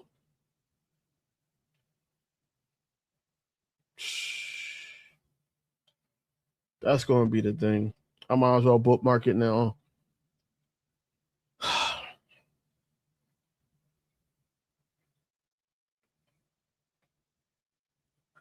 I don't know who's live tonight. I know the bird section gonna be live tomorrow. They're doing something for bird section and the Eagles collective. I think they're doing something for Fells tomorrow. He asked me, but I might be out with the missus, so might not be there.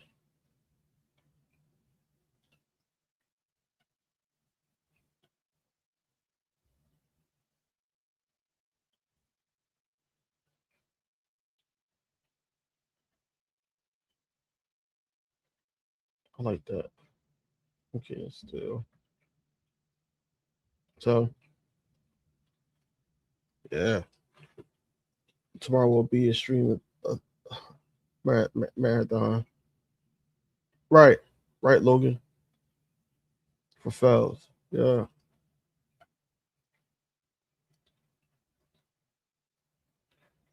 Who knows? I probably see I told you it's gonna be everywhere, y'all. I might hop on that joint though.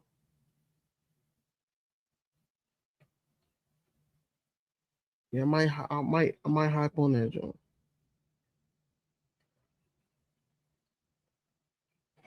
Go ahead, man. We about to shut down anyway over here, Tiff. Well, I'm about to shut down. I said we. Jalen Hurts had 3 touchdowns and 1 rushing touchdown.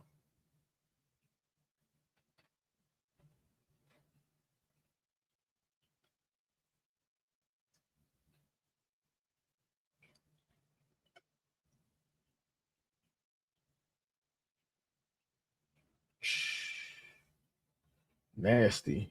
Wicks is nasty, man. Really nasty.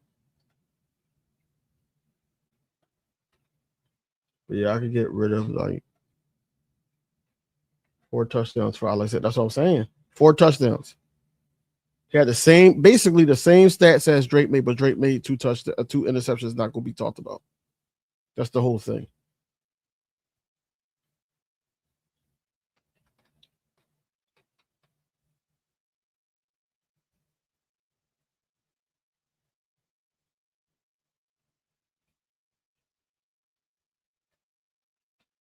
I'm waiting to that 3-hour mark. But please like, comment, subscribe, ding the bell for notifications, man. Look, yeah, I think I'm gonna be on there. I'm gonna be on there Friday. I think I'm gonna hop on Friday with them. You know, do this for fellas. We could talk about the upcoming preseason game, and then also what we seen in these joint practice, what we learned. I don't know who live today though. That's a good question too.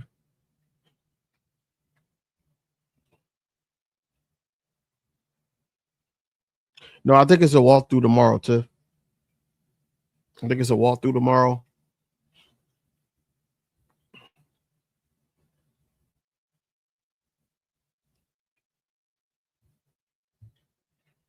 They normally do that. Then the preseason game. I don't know. I gotta think about tomorrow because I don't even know what time I'm gonna be back in the house.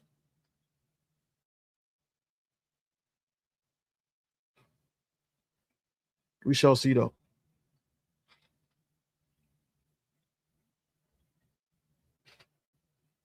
Yeah. No, they don't head back to Philly tonight. They play there. We play a preseason there. So they won't head back to Philly until Sunday. You see the video? I did, Cool Cat. I did. But that shouldn't be the end all be all, man. Like it happened. You know, finally they can move past it, stop asking. You know what I'm saying? That's how I feel about it.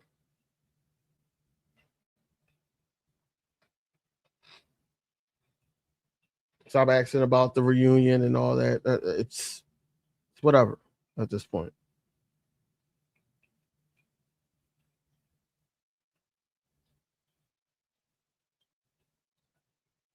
But yeah, we had the 3-hour mark. Tip funny.